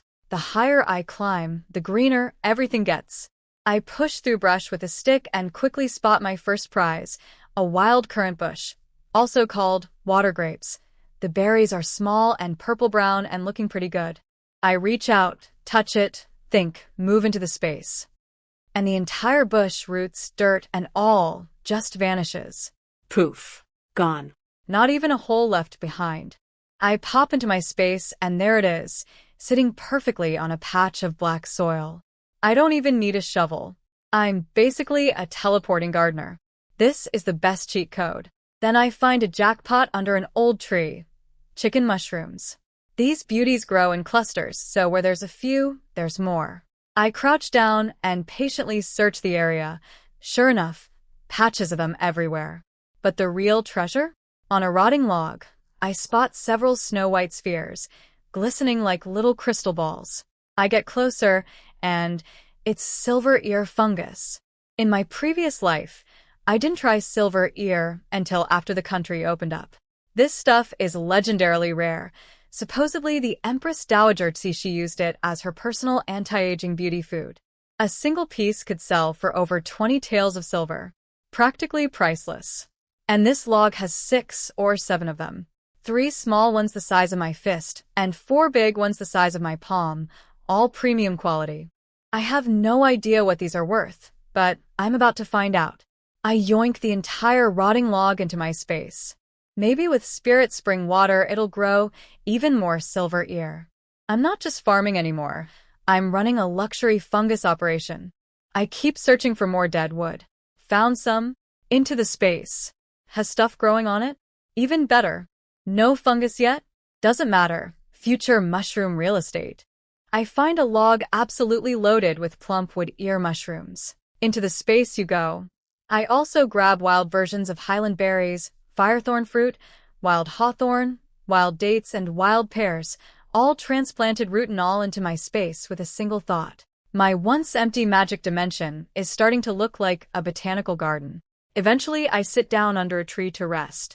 I pull out my water bottle and chug some spirit spring water, accidentally spilling some on the ground. No big deal. Wait. A gray wild rabbit comes charging straight at me. I freeze, eyes wide. The rabbit ignores me completely, stops on the damp leaves where the water spilled, and starts licking like its life depends on it. It's so hypnotized by the spirit spring water that I literally grab it by the ears, and it doesn't even flinch. Spirit spring water is animal bait. This changes everything. I pour out a little more, a bigger puddle this time. The results? 3 wild chickens and 4 more rabbits, all stumbling over themselves to lick the magical water. I scoop them up one by one like I'm playing the world's easiest claw machine game. All the animals go into the space, and I use my mind to wall off a section so they can't trample my crops or contaminate the spring. Designated animal zone. Established. It's been about an hour, and I need to head back. With everyone working the fields, I've taken over cooking duty. Can't have mom and dad coming home starving to a cold kitchen. On my way down, I load my basket with firewood to cover the goods underneath. Technically, everything on this mountain belongs to the collective. Big game like wild boar has to be turned into the village. Small stuff like rabbits and chickens is fair game to keep, but if people see you walking home with a haul, the jealousy is real. Better to keep things low-key. Right on cue, at the base of the mountain I run into 2 girls gathering firewood, Lu Yun and Zhang Nan, both educated youth from the camp. They must be on cooking rotation, which means they got off field work early. Now, I remember these 2. They both had beef with Lin Yingxue. And as the ancient proverb goes, the enemy of my enemy gets to be my friend. Lu Yun, Zhang Nan. Gathering firewood too? I greet them cheerfully. They exchange a glance. Zhang Nan responds politely. Comrade Shen, you too? Yep. I was just about to head home. Wait, we're pretty much done too. Want to walk back together? Lu Yun jumps in quickly. Zhang Nan frowns at her, confused. Lu Yun gives a tiny head shake. Trust me. Sure, let's walk together. We fall into step, Luyan in the middle, Zhongnan close to her, me with a little gap. And then Luyan gets right to the point. Comrade Shen, I heard about your fall in the water. Are you feeling okay? Much better, thanks. I also heard your engagement with Comrade Gu fell through. She pauses, then goes for it. Can I ask? Was it because he saved Lin Yingxue? Luyan, Zhongnan hisses. She can't believe this girl is asking something so personal and rude. But Luyan is on a mission. Comrade Shen, do you know what Lin Yingxue's relationship is with Gu Linchuan? Why did he save her and not you? Liu Yun. That's too far. Zhongnan stops walking and gives me an apologetic look. I'm sorry, Comrade Shen. She's just nosy. She doesn't mean any harm. I lower my eyes, letting just a hint of vulnerability show. A tiny crack in the armor. Carefully calibrated fragility. I know she doesn't mean anything bad.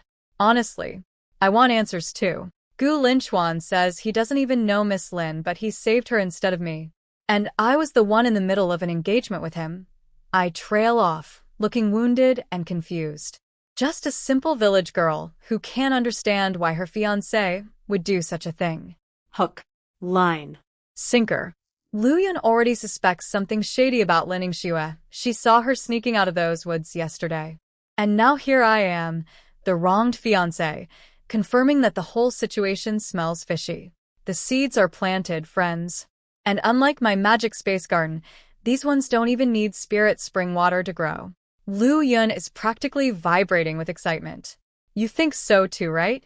I knew there was something going on between Lin Yingxue and Gu Linchuan. I've seen her sneaking into the woods all the time. She claims she's going to the bathroom out there, but something's always felt off. I bet she's been secretly meeting Gu Linchuan in those trees. She grabs my hands like we're about to swear a blood oath. Comrade Shen, don't you worry. I'm going to catch those two cheating dogs red-handed and get you justice. She says this with the passion of a righteous crusader, but her eyes? Pure, unfiltered glee. She's not doing this for me.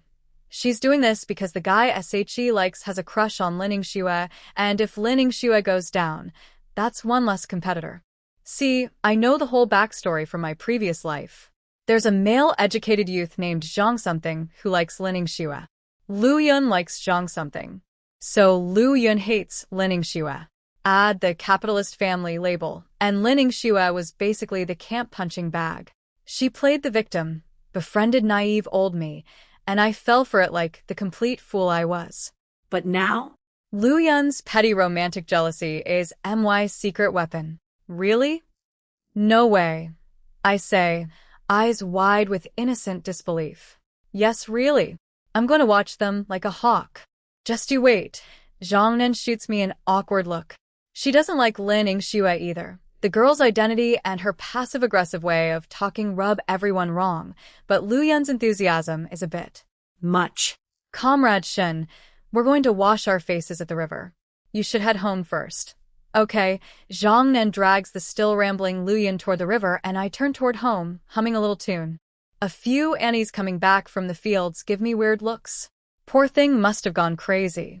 Almost died, lost her reputation, got dumped, and she's humming? Ladies, you have no idea how good my day has been. By the time the family drags themselves home from the fields, I've got dinner all set up on the table. Spicy green beans, sugar-tossed tomatoes, cold cucumber salad, stir-fried baby pumpkin with peppers, and tomato egg soup. The portions are massive because, well, the Shen family, massive. For the main course, mixed grain rice and cornbread buns.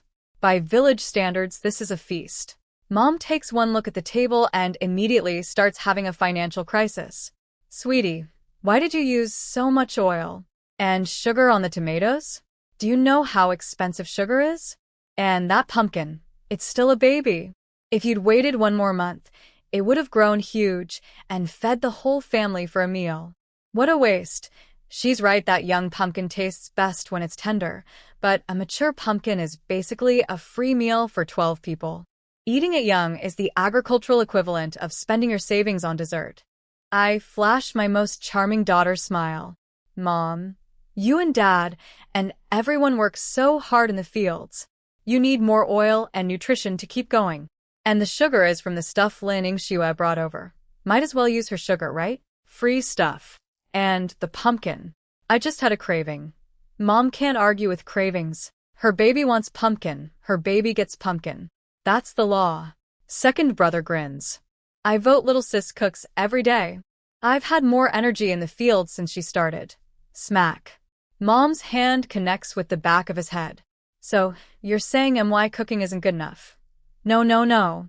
I just meant she uses more oil. Your technique is obviously superior, Mom. Smooth talker. Everyone laughs.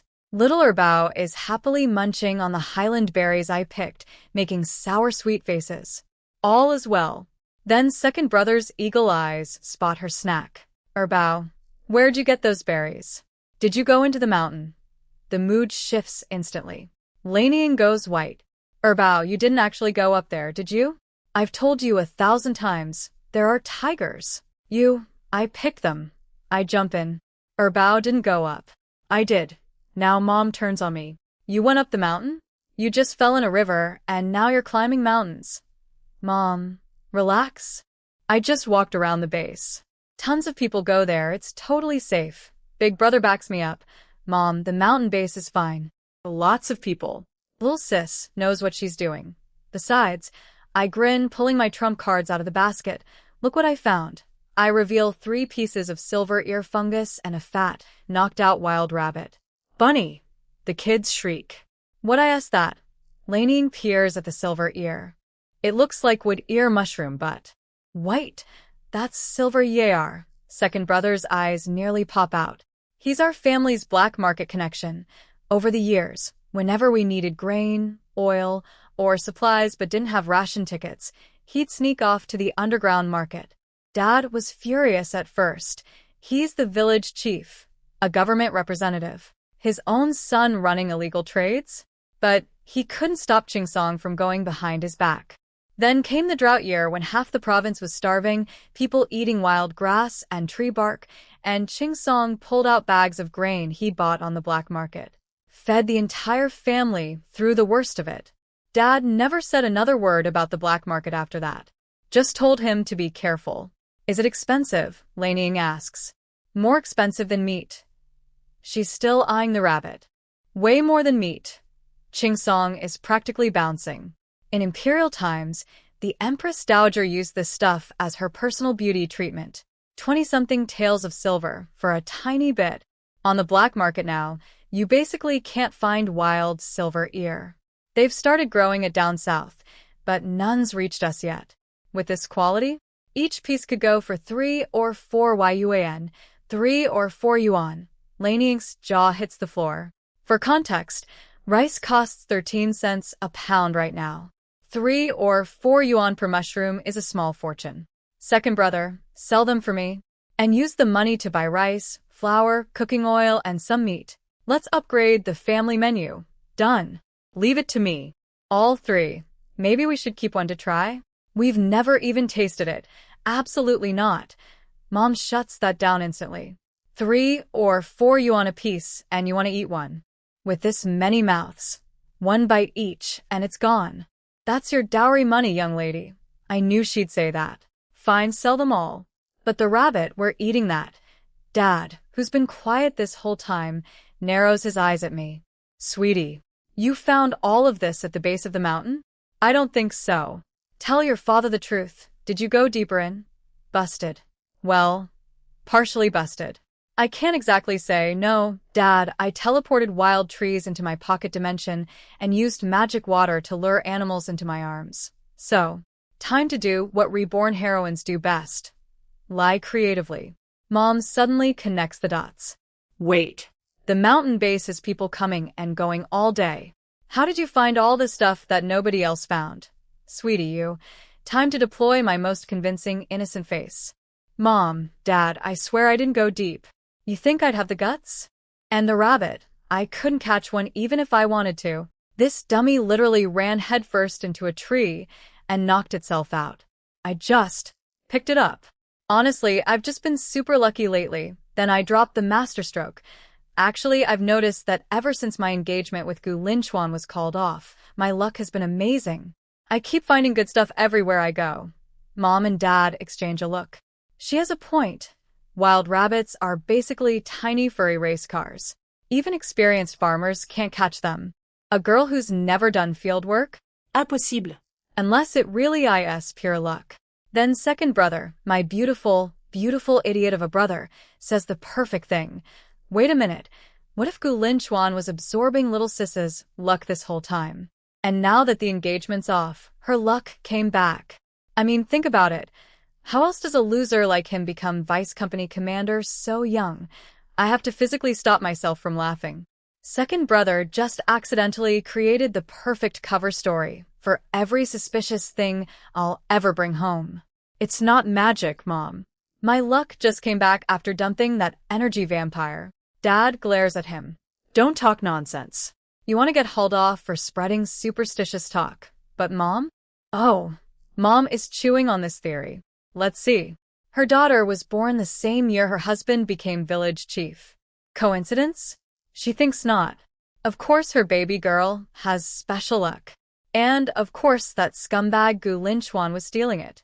Now that he's gone, boom. Rabbits are bonking themselves unconscious and premium mushrooms are falling from the sky. It all makes sense. She waves her hand. Fine, fine. Good luck is good luck. Second son, take the afternoon off and go sell those silver ears. We're eating rabbit tonight. First son, clean the rabbit after lunch. Now eat, everyone. The food's getting cold. After lunch, I make a big pot of mung bean soup with spirit spring water and a little sugar. Once it cools, I lower it into the well to chill. At 3-ish, I'll bring it out to the fields for everyone.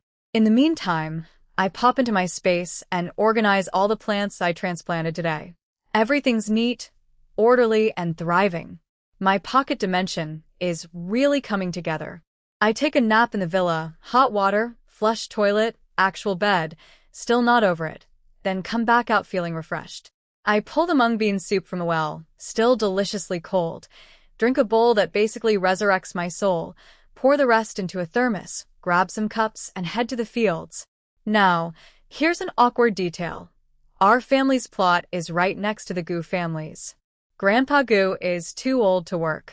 Gu Linchuan's dad died years ago, so their labor force is pathetic. Just Zhang Manfang, who barely earns full work points, Gu Yuhua, who has princess syndrome without the princess budget and can only manage 4 or 5 points a day, and now Gu Linchuan himself, since he happens to be home and can't exactly lounge around while his widowed mother and sister sweat in the fields. Fun fact from my last life, Gu Linchuan hated coming home.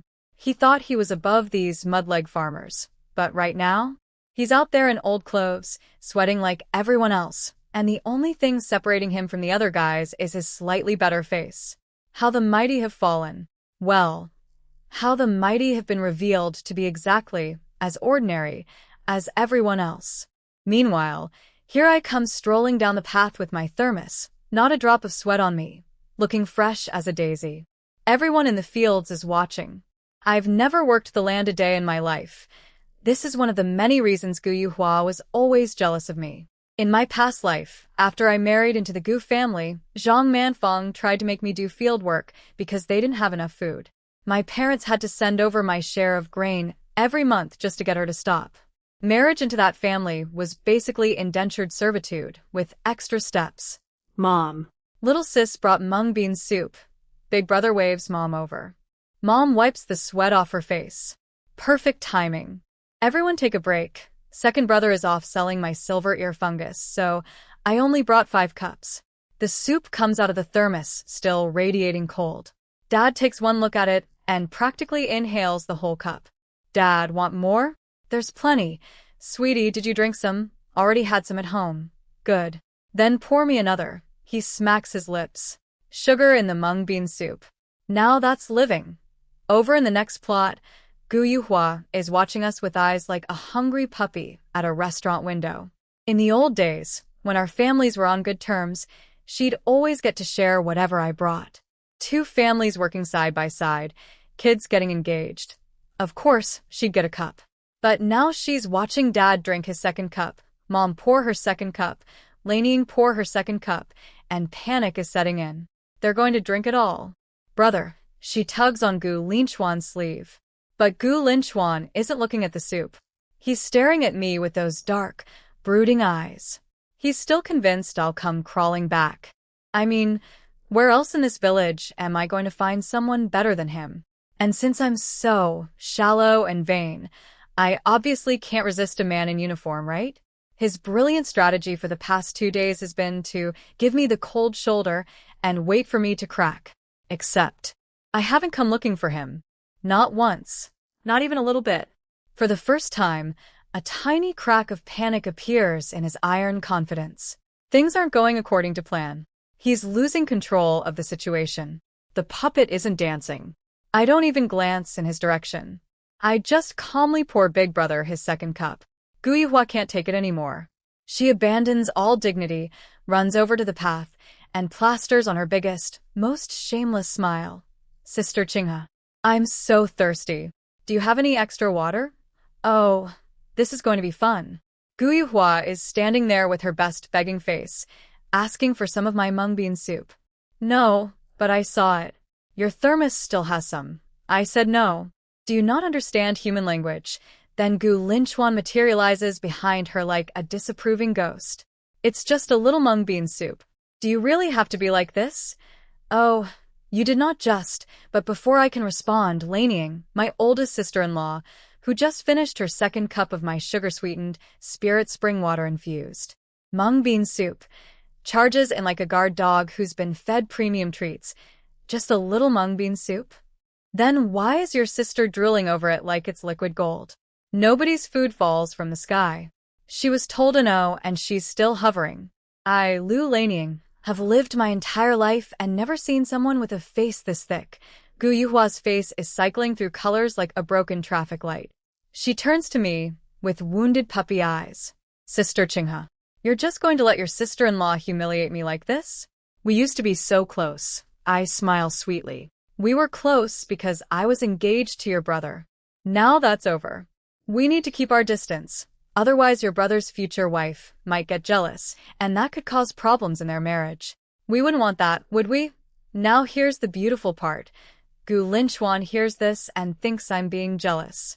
He thinks future wife means I'm bothered by the idea of him marrying someone else. His anxiety actually decreases. See? She still cares about me. This man's ability to misread every situation is truly a superpower. Yuhua, listen to your sister Qinghe. She doesn't have enough soup. Let's go home and drink water there. He's playing the magnanimous gentleman, graciously letting me off the hook.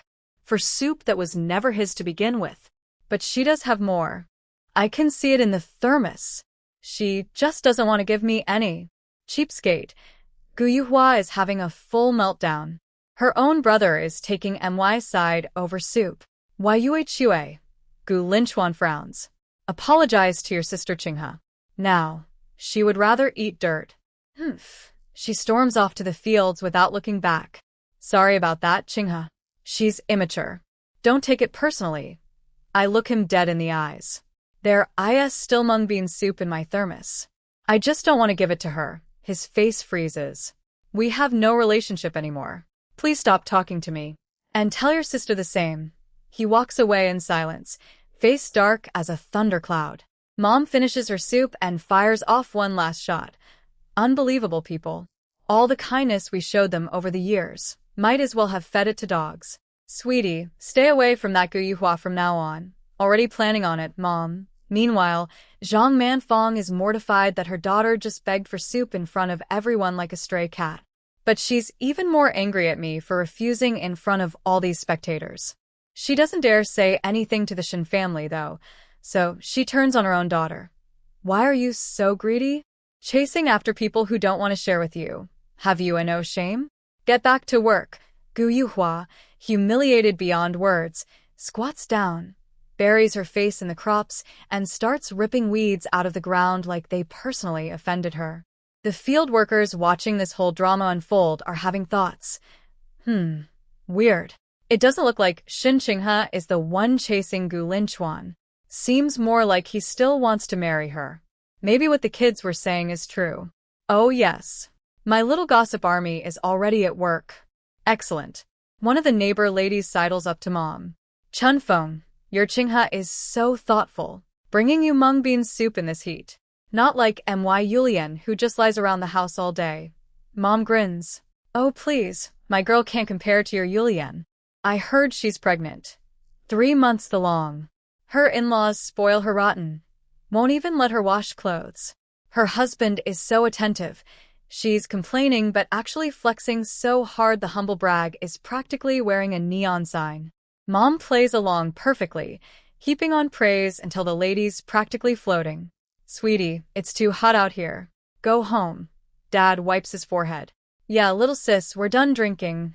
Yushio puts her cup in the basket. I pour the very last drops for Big Brother. He's the biggest and sweats the most. Wait for him to gulp it down and say goodbye. Be careful on the road. Don't trip. I laugh at Dad's warning. I'm 18, not 3. But I don't go home. I find a secluded spot, stash my thermos and basket into the space, and head back up Tiger Roar Mountain. Round 2. It's August, which means the wild chestnuts, hazelnuts, and pine nuts should be ripe. I didn't find any this morning, so this time I'm going deeper. Plus, I need to keep building my incredible luck cover story. Second brother's theory about Gu Linchuan stealing my fortune needs evidence. I follow the same path from this morning but move faster now. Eventually, I'm in uncharted territory, just pushing through whatever looks passable with a stick. Score after score, more wild fruit trees going into the space, then a massive wild chestnut tree on a slope that looks completely untouched by humans. The whole tree gets vacuumed into my pocket dimension. The higher I climb, the cooler it gets. Honestly, if it weren't for the tigers, this would be an amazing family vacation spot. The trails disappear, and I have to hack through brush with a branch. Then I push aside a thick curtain of bushes and… oh, wild strawberries. Little red jewels nestled in green leaves, hidden under vines and branches, so well that even the birds missed them. They're eastern strawberries, my absolute favorite. My brothers used to bring these home for me when I was little, picked from the mountain base. But over the years, everyone discovered them, and they got picked clean. Up here, though, untouched paradise. I pop one in my mouth. More sour than sweet, but I can handle sour. Every single strawberry plant gets teleported into my space. More. I need more. A little further up, I hit the motherlode, a massive patch of wild blueberries. Tiny, deep blueberries covering low bushes, as far as I can see. I eat one, and my entire face implodes, so sour my features scrunch into a single point. No wonder the birds and bugs left them alone. But then I remember, in my previous life, I saw people selling blueberry jam, just berries cooked down with sugar in glass jars. It's sold for a fortune. A light bulb goes off in my head. I could make jam. I could make jam. Wild blueberry jam, sweetened with sugar, stored in my time-frozen warehouse where it'll stay fresh forever. Sell it at the black market. Make actual money. I am no longer just a magical interdimensional farmer. I am now a magical interdimensional jam entrepreneur. The future is delicious, folks. Let me be clear about something. I have never worked in the fields. Not in this life, not in my last life. 2 entire lifetimes and 0 agricultural labor. That's my record, and I'm keeping it. But I can contribute by bringing home income and making sure everyone eats well. So I vacuum up the entire blueberry patch into my space, water it with spirit spring water, and plan to pick them all before the family gets home. Since I'm already up here, I pour out a little more spirit spring water bait and catch a few more rabbits and wild chickens. And this time, a ROE deer wanders over. An actual deer. Just stumbles up like a confused tourist, too dazed by the magic water to care about the humans standing right there. But I can't bring a whole deer home. If I walked through the door carrying Bambi, my parents would have questions. Baby steps. I'll just take 1 wild chicken home today and save the rest in the space. Time to head down. But then I hear this massive commotion. Sounds like a wild boar screaming its last scream. I'm not going to investigate because I'm not stupid, but before I can make my escape, Comrade Shen, I freeze. Standing right there is Huyensiu, dragging a huge dead wild boar behind him. He's got blood splattered on his face and clothes, and his forearm is bleeding. He looks like he just walked out of an action movie. When he spots me, surprise flashes across his face, then his brow furrows. A woman. Alone. Deep in the mountain. This is not safe. I'm mentally kicking myself. I didn't see him in time to duck into my space. Comrade Hua? You're hurt. Just a scratch. He drops the dead boar like it weighs nothing, walks toward me, looks me up and down to make sure I'm not injured, and then relaxes slightly. What are you doing here? Looking for mushrooms. Oh, I picked some wild fruits too, want some? He shakes his head, face serious. This mountain is dangerous. Don't come up here alone. Especially not this deep. Oh, I was mostly at the base. I only came up a little when I heard noises. Next time you hear noises, go the other direction. It's dangerous. Got it. I nod earnestly, then switch tactics. But, Comrade Hua, could you maybe not mention seeing me up here? My parents would worry. If you know they'd worry, don't come to dangerous places. I promise I won't come alone again. Thank you, Comrade Hua. I flash him my brightest smile. And then something magical happens. Fiancé's face does this tiny, barely there thing. The corners of his mouth shift by approximately 2 millimeters. A ghost of a smile. So faint that if you blinked, you'd miss it. But I'm standing right there, and I catch it. Fiancé is beautiful when he smiles. He should do it more often. Like, a lot more often. I'm staring. I know I'm staring. I can't stop staring. His bone structure. Those eyes. That jaw. That microscopic smile. He notices me staring. Something uncomfortable crosses his face. I notice him noticing. I snap my eyes down to the ground like it just became the most interesting thing in the world. Stupid eyes. What are you looking at? But honestly, can you blame me? The man is objectively gorgeous. I've always been a sucker for a pretty face. That's literally how Gu Linchuan trapped me the first time around. At least this pretty face belongs to someone with actual integrity. Neither of us speaks. The air gets this weird quality, part awkward, part something else. Something warm and electric that I am not going to think about right now. Old Hua. There you are. Su Chenfeng crashes onto the scene carrying 2 wild chickens in one hand and 2 rabbits in the other, panting like he ran a marathon. He takes one look at us standing there in our little bubble of weird silence, and his eyes go huge. Comrade Shen? What are you doing here? Huiyensu exhales relief, definitely relief, but also something that might be disappointment? Weird. I explain the whole, just looking for mushrooms, story again, and ask Su Chenfeng to keep it secret too. He agrees immediately, then launches into a monologue. But seriously, you're so brave coming up here. Tiger Roar Mountain is no joke. We literally ran into a bear earlier. Thank God Yensu, and I can run fast. Wait. He finally notices the massive dead boar on the ground. Old Huo, you caught a wild boar? Why didn't you call me? You're hurt. It's fine. Just a scratch. Incredible. Su Chenfeng gives a thumbs up. Okay, let's get off this mountain. As we walk, I ask what they're doing hunting up here. Su Chenfeng explains that Hongwei's funeral is tomorrow, and the family doesn't have much meat for the feast. He and Hua Yanxiu asked the village chief if they could hunt, and got permission to keep whatever they caught for the funeral without turning it over to the collective. I thought we'd go home empty-handed after that bear encounter, but then this guy single-handedly takes down a boar. Classic Yanxiu. Comrade Shen, what wild fruits did you find? I was up here all afternoon, and didn't find anything good. Some wild chestnuts, currants, and jujubes. Want some? Are they sour? I ate some berries earlier, and my mouth still hasn't recovered. The currants are okay. The dates are a little tart, the chestnuts aren't sour. Give me some. Of everything. Yanxiu, want any? Dunno, why haven't you said a single word this entire walk down? Hui Yanxiu. Why is this guy suddenly so incredibly annoying? Near the bottom of the mountain, Hui Yanxiu silently takes a rabbit from Su Chenfeng's collection and hands it to me. Chenfeng ate a lot of your chestnuts. This is to pay you back. Su Chenfeng blinks, then nods. Yeah. Take it, Comrade Shen. We soldiers can't take things from civilians without repaying them. He was planning to give me one himself, but Hui Yanxiu beat him to it. Since when is this guy so quick on the draw? It was just a few chestnuts. You don't have to, but they both look so insistent that I give in. Okay. Thank you both. I'm going this way, so let's split up here. No way am I walking into the village alongside two soldiers dragging a massive dead boar. That's going to attract the entire population of Shin Family Bay, and I do not need to be part of that circus.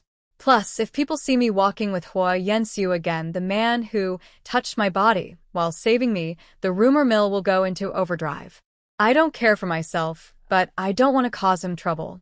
Goodbye, Comrade Shen. I watched them go, Fiancé dragging his boar, Su Chenfeng chattering away, probably asking why his buddy is being so weird today. The answer, Su Chenfeng, is above your pay grade. News of Fiancé's wild boar spreads through the village faster than wildfire. Comrade Hua and Comrade Su caught a wild boar. No way, they're dragging it to Hongwei's house right now. Hongwei's house? Why? Shouldn't the village chief divide it among all of us? That's collective property. They hunted it specifically for Hongwei's funeral feast. The chief said it doesn't need to be shared. That's not fair. Everything on Tiger Roar Mountain belongs to the collective. Oh, shut up. Huifin's husband died young. She raised Hongwei alone, and now he's dead too, leaving behind a wife and a 2-year-old. These soldiers are just trying to help.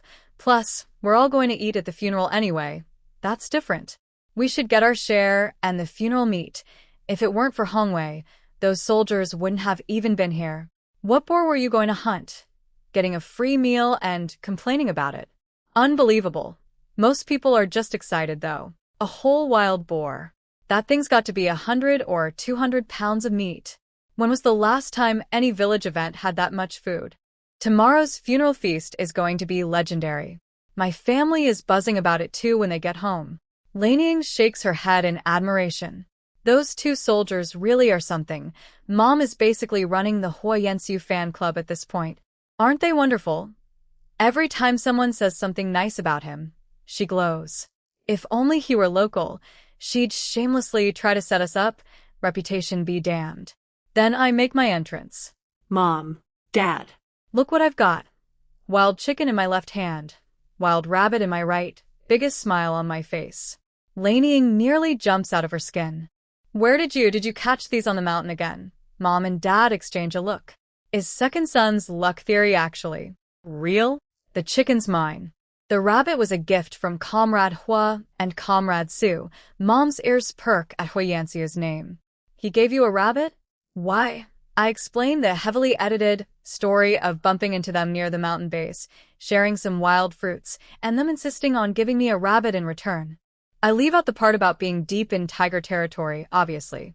Mom tries not to look disappointed that there's no romantic subplot. How kind of them. So generous, Laniying beams. She's still riding high from the white rabbit candy and malted milk powder from last time. She didn't get any herself, but her kids did, so that counts.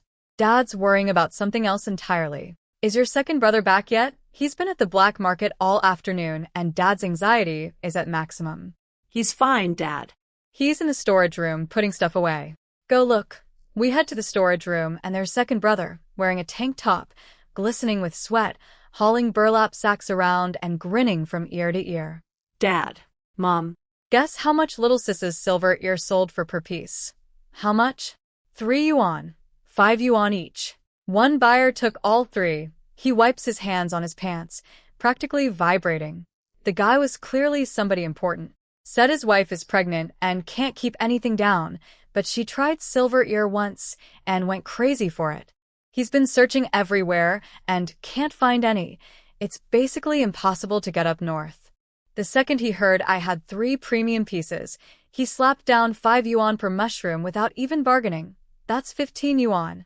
Mom's jaw drops so far it could touch the floor. For context, a rural family working the fields all year might take home 10 yuan total. 3 weird white mushrooms just generated more income than 12 months of backbreaking farm labor. Is that woman pregnant with a baby made of gold? Laniying is stunned. Dad, ever practical, surveys the storage room. What did you buy? Everything little sis asked for: cooking oil, meat, salt, sugar, soap, and other supplies. Plus 20 pounds of rice and 20 pounds of white flour. He hands the remaining cash to Mom. 6 yuan and 35 cents left over. Mom snatches that money like a hawk catching a mouse. Nobody objects. Mom manages all family finances, and besides, this was my money that I chose to spend on the family. My sisters-in-law are just grateful I shared it all. All right. First and second son, clean the chicken and the rabbit. It's too hot to keep them overnight. They'll go bad. Second brother's eyes light up. Are we eating all of it tonight? And then what? Starve next week. Mom gives him the look. Salt them and save them for later. I jump in on his side. Mom, let's just eat it. My luck is so good right now, I'll probably find more next time I go up the mountain. Second brother nods so fast his head might fly off. He's had a taste of regular meat these past few days, and going back to plain vegetables would be psychological torture. Mom sighs. When her daughter asks, resistance is futile. Fine. The 2 rabbits, we eat. The chickens, we salt and save. Deal, deal. Mom, you're the best. Second brother grins. Flatterer. I add, let's have steamed buns tonight. White flour buns with stir-fried rabbit meat. It'll be incredible. White flour buns. Mom's wallet just felt a sharp pain. But Her baby wants buns. fine, fine, fine. Eat, eat, eat. Laneying practically skips to the kitchen. I'll start the dough. Third brother and Huiru arrive home and immediately smell something amazing. Who's visiting tonight? Third brother asks, because in this house, good food usually means company. Nobody. Just us. Second brother launches into the full, little sis's luck returned after dumping Gu Linchuan explanation. Third brother raises an eyebrow. The scholar of the family isn't fully buying the supernatural luck theory, but he's not about to argue with Free Rabbit. Huiru smiles. Sounds like we're eating. Well, tonight, the kids are bouncing off the walls with excitement, chattering nonstop, until Mom follows them around issuing her standard classified information warning. Do not tell anyone outside this house what we ate tonight. If I hear one word from the neighbors about our dinner, every single one of you is getting a beating. Understood. Yes, Grandma.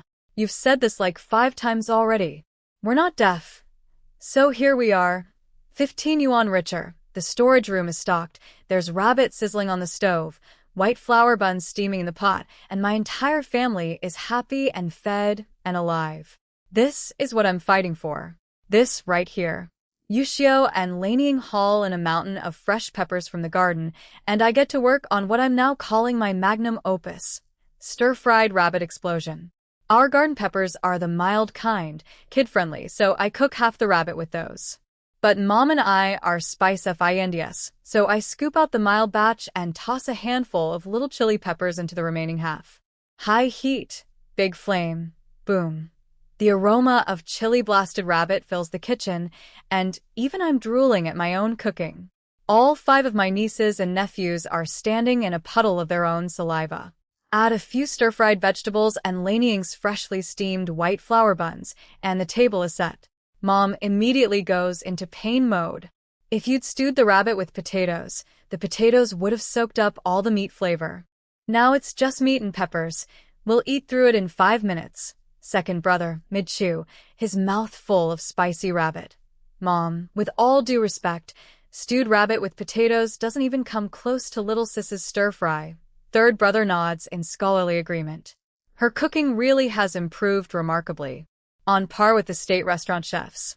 You're lucky to have anything to eat, and you're being picky? Mom snaps. Hey, don't blame me. Little sis is the one who chose stir-fry. If you're going to get mad at someone, get mad at her. Second brother knows Mom's weakness. Redirect all blame toward the baby of the family and watch it evaporate. Mom goes silent.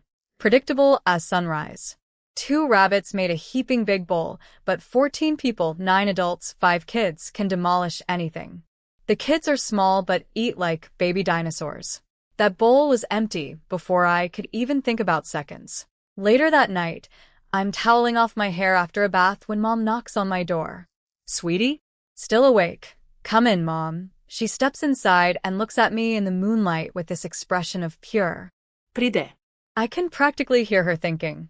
My daughter cooks like a professional, has supernatural luck, and is gorgeous. Whoever marries her better worship the ground she walks on. I feel the warmth in my chest before she even speaks. What's up, Mom? Just wanted to chat. She sits down next to me and pulls out a folded stack of money, the 6 yuan and 35 cents left from the silver ear sale. Mom, what's this? This is yours. Keep it. You're old enough to have your own money for emergencies, but I still have 2 yuan from the allowance you and Dad gave me. She shakes her head firmly. I manage the household money, but your brothers all keep some of their earnings too. They have their own families. This 15 yuan was your money. What you spent on groceries, consider that your contribution to the household. The rest stays with you. She pauses, choosing her words carefully. I was going to save it for you as part of your dowry someday. But these past few days, you've grown up a lot. Your father, and I trust you to handle it yourself. You mentioned at dinner wanting to make jam from those wild berries and sell it? That takes startup money. From now on, whatever you earn, you keep. You don't have to hand it over to me. All we ask is that you contribute enough to cover your share of food, same as your brothers and their wives. I'm just one person. I don't eat much. Between the grain rations from the village and the work points I earn gathering pig grass, it should be plenty. But here's what Mom is really saying, and this is the part that makes my heart crack open. She can tell I've changed. She has a gut feeling that I'm going to make real money someday. And she knows that if all that money flows through the family pot, things could get messy after she and Dad are gone. Who gets what share? The brothers have their own families now. Their wives have opinions. Even the most loving siblings can turn ugly when money's involved. She doesn't want me to get shortchanged. She doesn't want money to poison our family. She wants the accounts clean so nobody has grounds for resentment. Even between close siblings, keep the books clear. I understand instantly. After living one full lifetime of being used, deceived, and destroyed, I know better than anyone that money is only safe in your own hands. But every time I think about how my family died because of me in my past life, the guilt swells up and I just want to give them everything, do everything, be better than I was, but I can't say any of that. So I just smile and say, Mom, don't worry. I won't get taken advantage of. And their family, even if I lose out a little, it's fine. Mom shakes her head one last time. It's not the same. You can choose to be generous, but you can't let people think your generosity is something they're entitled to. You can buy meat for the family, treat everyone to good meals, but the money stays in your pocket, and everyone knows you're the one contributing. Keep the books straight, and ironically, your relationships with your brothers and sisters-in-law will be better, not worse. And someday, when you've really made something of yourself, just give your brothers a hand up. That's all we ask. This is your father's thinking too. We would never steer you wrong. She says it with such sincere love that my eyes go red and my throat tightens. Mom. I understand. You and Dad are so good to me. I throw myself into her arms and hold on tight, my voice muffled against her shoulder. When parents love their children, they plan far ahead. When love runs deep, the care covers everything. You silly girl. You're our precious baby. If we're not good to you, who would we be good to? Mom laughs softly, wraps her arms around me, and gently pats my back. That night, I sleep deeply and peacefully. Since being reborn, I've had nightmares sometimes. The psych ward, the fire, the helplessness. I wake up drenched in cold sweat, drowning in memories that haven't happened yet. Sometimes I don't even know who I am or which life is real. Am I the 18-year-old girl with her whole life ahead of her, or the broken woman who died taking her enemies down with her? But tonight, after talking with Mom, after feeling the weight of her love and Dad's quiet protection, something settles inside me. It doesn't matter which version of me is real. My family loves me. All of me. Every version. Every timeline. They're my foundation. My courage. My reason. And I will never, ever let anything happen to them again. Today is Hongwei's funeral, and Dad declared a village-wide day off. Everyone who can help should help. Everyone else should come eat. Mom got drafted into the kitchen crew, along with Yushio and Laning. I'm exempt because A, I'm an unmarried girl, and traditionally only married women help at these events, and B, everyone knows I almost died recently and am still recovering. Works for me. Dad's there in his official village chief capacity. My older brothers are hauling tables, chopping firewood, and carrying water. Third brother, the handsome, scholarly one, Got assigned to greet guests because apparently looking refined qualifies you as a receptionist. All the kids ran off to play together, which means I have the house to myself. Perfect. Time for my secret jam operation. Making blueberry jam is actually pretty simple. Wash the berries, drain them, mash them up, add sugar, then simmer on low heat while stirring constantly. If you stop stirring, it burns. Skim off the foam as it cooks, and when the mixture gets thick enough to cling to the spatula without dripping, done. I don't have proper glass jars yet, so I clean out an old canned food jar, peel off the label, and fill it with deep purple-black blueberry jam. Actually looks pretty nice. I taste the leftover bit sweet and tart, really good. For pricing, I've been thinking strategically. The ingredients are expensive, sugar alone costs a fortune, so I can't go cheap. But too high and nobody buys. Then I think about the silver ear mushroom guy. He dropped 5 yuan per piece without blinking. My target customer isn't the average villager scraping by on rations. It's the people who have money and want nice things. My blueberry jam will be a luxury product. Small jars, premium positioning. I need to ask second brother about getting smaller glass bottles, about a quarter the size of these canned food jars. Less jam per bottle means a less scary price tag, plus blueberry jam doesn't keep forever. If someone buys a huge jar and it goes bad before they finish it, they'll never buy again. Small and fancy. That's the brand. Around 11, I head to Hongwei's house. It's quiet on the roads, but chaos near the venue. The neighboring houses have all been borrowed to fit the entire village. I arrive and second brother spots me instantly. Little sis, you're early. I am, yeah. Food won't be ready until at least 12:30. He points me to the neighbor's house where the unmarried girls are sitting. Mom and my sisters-in-law will eat in the kitchen. Dad and my brothers are helping outside.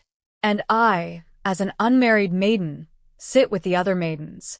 Over at the main house, Su Chenfeng nudges Huiyanxiu. Hey, comrade Shen's here. Huiyanxiu looks up, catches my back disappearing around a corner, and is about to look away when he senses it. A hostile stare burning a hole in the side of his head. Military training kicks in immediately. He identifies the source without turning. Gu Linchuan. Huiyanxiu glances at him once, then dismisses him like furniture. Su Chenfeng, however, is not about to let it go. Hey, Xiaogu, why are you staring at Commander Hu like that? Gu Linchuan chokes. He hates being called Xiaogu, little Gu. They're practically the same age, but Huiyanxiu and Su Chenfeng come from powerful backgrounds, so they rocketed up the ranks while he had to claw his way to vice company commander. So unfair. If he had their connections, he'd be a battalion commander by now. Nothing. Just looking around. Su Chenfeng makes a face. What a piece of work. I arrive at Hongxing's house, and before I even step through the gate, I hear people talking about me. Is it true? Gu Linchuan and Lining Xue are a thing. Obviously. Why else would he skip his own fiancé to save her? I always thought that was weird. Poor Qinghe though. Gu Linchuan is really scum. If it were me, I'd dump him too. Then a sharp voice cuts in. You're all wrong. Brother Gu would never do that. It's Shen Qinghe who got her body seen by another man. That's why he doesn't want her. That's Shen Yakin, the girl who's been obsessing over Gu Linchuan for years. Shen Yakin, you're full of it. Qinghe was rescued by a soldier. Say that garbage again, and Annie Chunfeng will rip your mouth off. That's Shen Qiumiao, my childhood best friend. Already going to war on my behalf. Shen Qiumiao, you're the one who's full of it. The whole village knows she was touched by a man. Brother Gu is a soldier. Of course, he can't accept that humiliation. So what you're saying is, next time you fall in a river, nobody should save you? Since they'd have to touch you and all, that's my voice. I step into view, and everyone freezes mid-gossip like a paused movie. Qinghe, you're here. Qiumiao lights up. She's been at her grandmother's house and just heard about my drowning. Are you okay? I'm fine. Shen Yakin shifts uncomfortably but then gives a little humph and sits down, chin raised. Qinghe, sit here. There's a spot. I barely sit down before someone asks. So, it's really over with Gu Linchuan? Qiumiao glares at her. It's been all over the village. What do you think? It's over, I confirm. Good, Qiumiao says firmly. He was never good enough for you. Then another girl leans in. But is the stuff about Gu Linchuan and Lin Xue true? Why didn't he save you? I lower my lashes and let just a flicker of hurt cross my face. I don't know. The reaction is instant. I knew it. Gu Linchuan is trash. That Lin Xue is a shameless homewrecker. Shen Yuerong erupts. Shen Qinghe, stop making things up. Brother Gu would never. You're just bitter because he rejected you. I blink innocently. I didn't say anything. What exactly did I say? Exactly. Qiu Miao snaps. Shen Yuerong, just because you worship the ground Gu Linchuan walks on doesn't mean everyone else is that pathetic. Qinghe is too good for that cold-blooded loser. Another girl piles on. You're no different from Lin Xue, chasing a man who is engaged to someone else. Have you no shame? Yuerong goes white. They weren't married yet. Anything could have happened. And look, the engagement is off now, isn't it? You think he's going to marry you just because he dropped Qinghe? HA. Everyone's face says the same thing. Girl, please. You're all bullying me. I'm leaving. Yuerong jumps up, eyes red, acting like the persecuted victim. Good riddance. More meat for us. One girl calls out cheerfully. Nobody asks her to stay. She can't come back without looking pathetic. Exit. Shen Yuerong. The remaining girls rally around me, patting my arm, telling me not to be sad, offering to set me up with other guys. I actually laugh. This is nice. Having people in your corner is really, really nice. Our table's argument was not quiet. Every nearby table heard everything. By nightfall, the news that Gu Linchuan and Lin Xue are an item has spread to every single person in Shen Family Bay. I know this because that evening, Gu Linchuan storms up to my house furious. How could you spread lies about me and Miss Lin? Do you know what this will do to us? I'm a man. I can handle it. But she's a woman. How is she supposed to survive in this village now? You're a woman too. Why would you make things so hard for her? You need to go tell everyone right now that you were just upset and made it all up. There is nothing between me and Miss Lin, and you need to apologize to Miss Lin.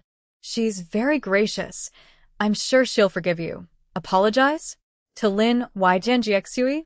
The woman who murdered my entire family in my past life? I don't even waste words. My hand flies and connects with his face. Slap. Hard. Clean. Beautiful. He's so stunned he can't move. You. You hit me. Damn right I hit you. I slap him again before he can recover. Apologize to Lin Xue? In your dreams. I didn't say a single word about you two. Go ask anyone. Did those words come out of my mouth? People figured it out themselves because you made it so obvious. You think everyone's stupid? You think I'm stupid? Your eyes are clear, Gu Linchuan. It's just your brain that's rotten. His face changes. Panic creeps in under the anger. What are you talking about? There's nothing between me and Miss Lin. Go explain it to the village yourself and see if anyone believes you. I go ice cold. I'm saying this for the last time. We are done. Don't come to my house again. If you understand, get lost. If you don't understand, also get lost. What happened to you? You've changed. What? Should I have stayed a gullible idiot for you to manipulate? That's literally what happened last time, buddy. He's panicking now. Does she actually know? How? I've been so careful. Get out. I turn to leave. He reaches for my arm. Didn't you hear her? She said get lost. Second brother has been waiting for this moment. And then, splash, Laneying appears out of nowhere with a full basin of water and dumps it all over Gu Linchuan. Soaked. Dripping. Again. Oh my goodness. Laneying gasps with the most theatrical surprise I've ever seen. I'm so sorry. It's so dark out here, I didn't even see you. Are you okay? That I'm fine. He can't exactly fight a village woman without looking pathetic, so he swallows his rage. Qinghe, think about it. There's really nothing between me and Miss Lin. He slinks away, drenched and defeated. Second brother throws his arm around Laneying and beams. That's my wife. One move and the enemy retreats. You know it. Laneying is practically glowing with pride. I love this family so much. Gu Linchuan comes to my door expecting me to apologize to his mistress, and instead he gets double-slapped by me and water-bombed by my sister-in-law. Today's final score, Shen family, infinity. Gu Linchuan, soaking wet. The morning after Hongwei's funeral, Huiyanxiu and Su Chenfeng are packed and ready to leave Shen family bay. Mom and Dad drag me out of bed before dawn to see them off. I spent the pre-sunrise hours making stuffed pancakes and dumplings for their journey, because that's what you do when your rescuer leaves. You stuff him with carbs. Auntie Zhou, you're really too kind. They try to refuse, but Mom's generosity is, as we've established, an unstoppable force. They take the food. Mom is smiling, but I can see the tiny cloud of sadness. Once you leave, we'll probably never see each other again. You saved my daughter, and we don't even know how to repay you. It's just some travel snacks. Thank you, Annie Zhou. Huiyanxiu nods politely, then his eyes land on me. He pauses. Comrade Shen, could I speak with you privately for a moment? I freeze. Mom processes this about 10 times faster than I do and shoves me forward. He wants to talk to you. Go. Inside her head, fireworks are going off. Is he going to confess? Propose? Ask for her hand? my. I follow him to the side, genuinely curious. What could Mr. Ice Prince possibly want to tell me? Comrade Shen, his eyes are complicated, like he's been debating this and finally decided to go through with it. There's something I think you should know. What is it? Regarding Gu Linchuan and Miss Lin Chenfeng, and I saw them together in the woods. Talking. They seemed very familiar with each other. That's the diplomatic version. The blunt version would be, they're totally hooking up. I smile. So that's what they overheard that night during their after-dinner walk. Thank you, Comrade Hua. I'm aware of the situation. He studies my face for a moment, the calm confidence, the lack of surprise, and gives a small nod, satisfied that I'm not going to do anything stupid. After they drive away, Mom pounces. What did he say? I tell her. Her face goes through disappointment, anger at Gu Linchuan, then back to disappointment. I thought he was going to. Sigh. What were you expecting? I'm half laughing, half exasperated. I know exactly what Huiyanxiu is, a son of Beijing's elite, born into a powerful military family. That's why he climbed ranks so fast while Gu Linchuan had to scratch and claw for every promotion. I still remember the jealousy twisting Gu Linchuan's face whenever he talked about Huiyanxiu. Delicious. A man like that is not going to marry a village girl.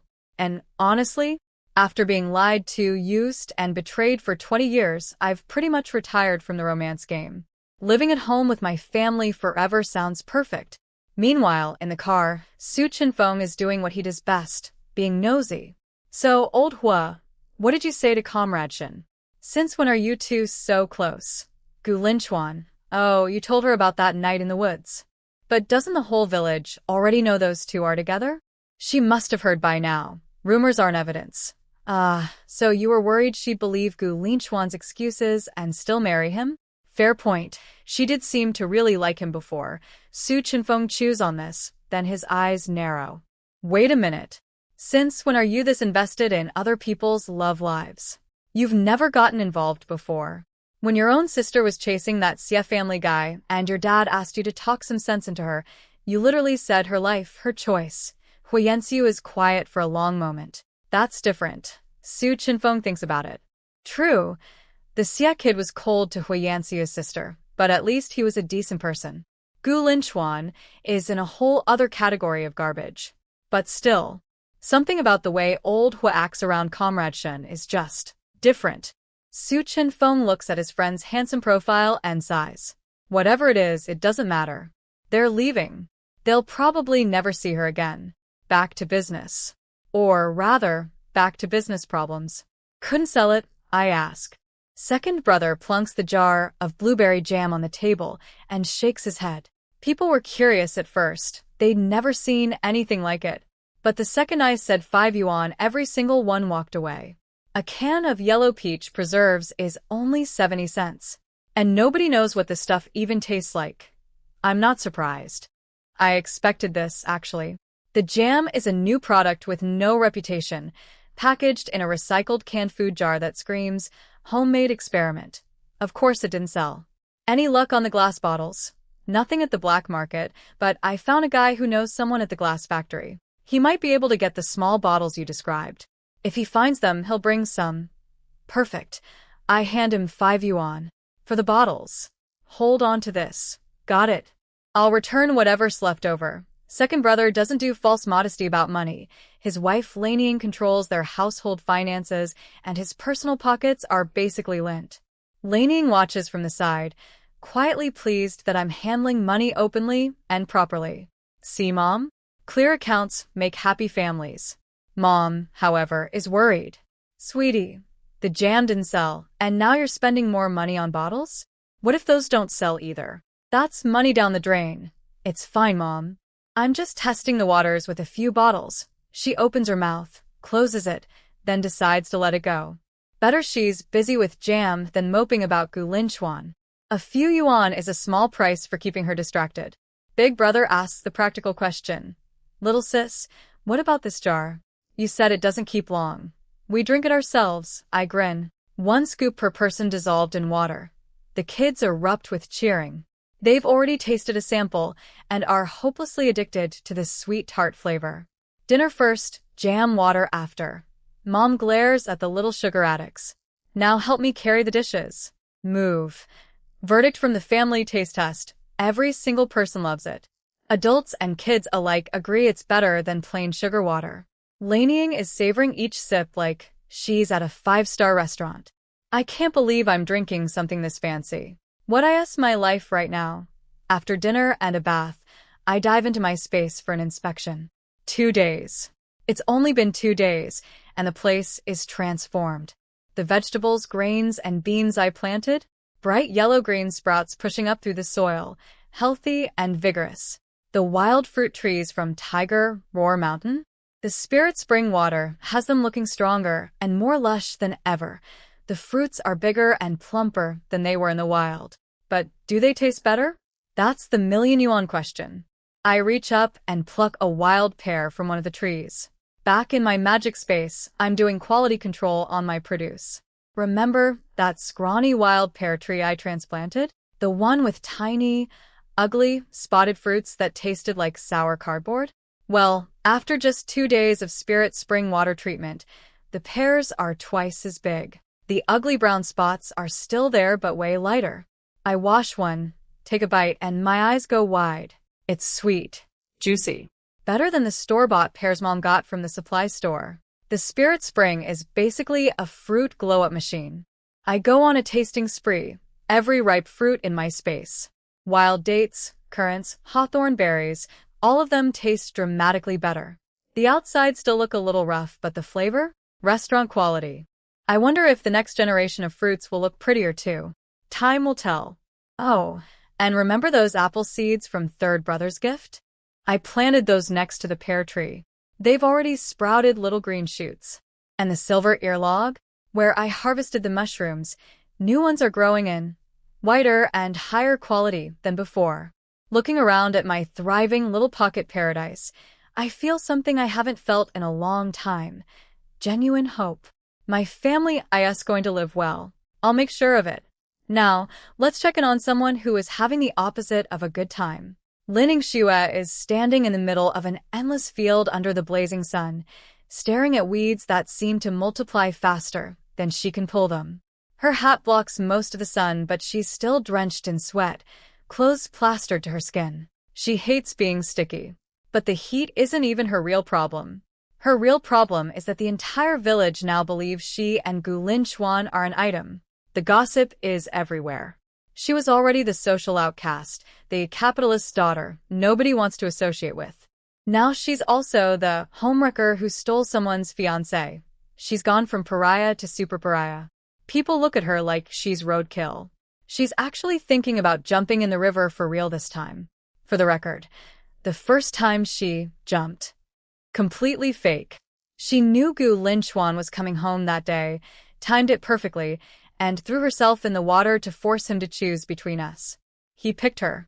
She was thrilled. But she did not plan for the gossip apocalypse that followed. What are you standing there for? Looking for Gu Linchuan. Luyan appears beside her like a mean-spirited pop-up ad. Luyan has been stalking Lining Xue for days, trying to catch her meeting Gu Linchuan red-handed. But Lining Xue has been annoyingly well-behaved, won't leave the house except for work. And somehow the gossip spread through the whole village without Lu Yun's help, which honestly ticks her off. Who beat her to it? That would be my army of tiny child spies. You're welcome. Lin Yingxue barely contains her disgust. I have nothing to do with Comrade Gu. Oh please. The whole village knows you two are together. You think you can deny it? Rumors are believed by the ignorant. These villagers have no education, but you're an educated youth from the city. Surely you're not as foolish as them? She just called every villager in Shen Family Bay an uneducated, ignorant peasant. In a field, surrounded by villagers. Lu Yun's eyes light up like it's Christmas morning. She raises her voice. Oh wow. So Lin Yingxue looks down on the villagers of Shen Family Bay, thinks they're all dumb, uneducated country people. Every head in the field pops up like meerkats. Lu Yun, what did you just say? Lin Yingxue called all the Shen Family Bay villagers uneducated and ignorant. Zhongnan heard it too, right? Zhongnan nods honestly. She did say the country people are uneducated and foolish. Boom. Lin Yingxue just accidentally insulted her entire host village in the middle of a workday surrounded by 50 witnesses. Miss Lin, that's not very nice. We may not be educated, but how are we foolish? A capitalist's daughter looking down on us? That's rich. She should be living in the cowshed with the other bad elements. Lin Yingxue is vibrating with rage. She looks desperately at Zhang Mingcheng, a male-educated youth who's always been nice to her, but he avoids her eyes and turns away. Coward. Fair weather friend. Scum. Her nails dig into her palms, so hard, she can't even feel the pain anymore. Here's the backstory on that drama. Lu Yun and Zhang Mingcheng both came from the same province. Childhood sweethearts. Families arranged their engagement. Lu Yun thought they'd get married after being sent to the countryside. But then along came Lin Yingxue with her delicate sad girl act, and suddenly Zhang Mingcheng kept forgetting to go register the marriage. Every time Lu Yun brought it up, he'd change the subject. She could see it plain as day. He'd fallen for Lin Yingxue. Lu Yun hates them both. Lin Yingxue knew he had a fiancé and flirted anyway. Zhang Mingcheng had a fiancé and strayed anyway.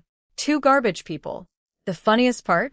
After Lin Yingxue's capitalist family background was exposed, Zhang Mingcheng came running back to Lu Yun saying, "Let's go get our marriage certificate."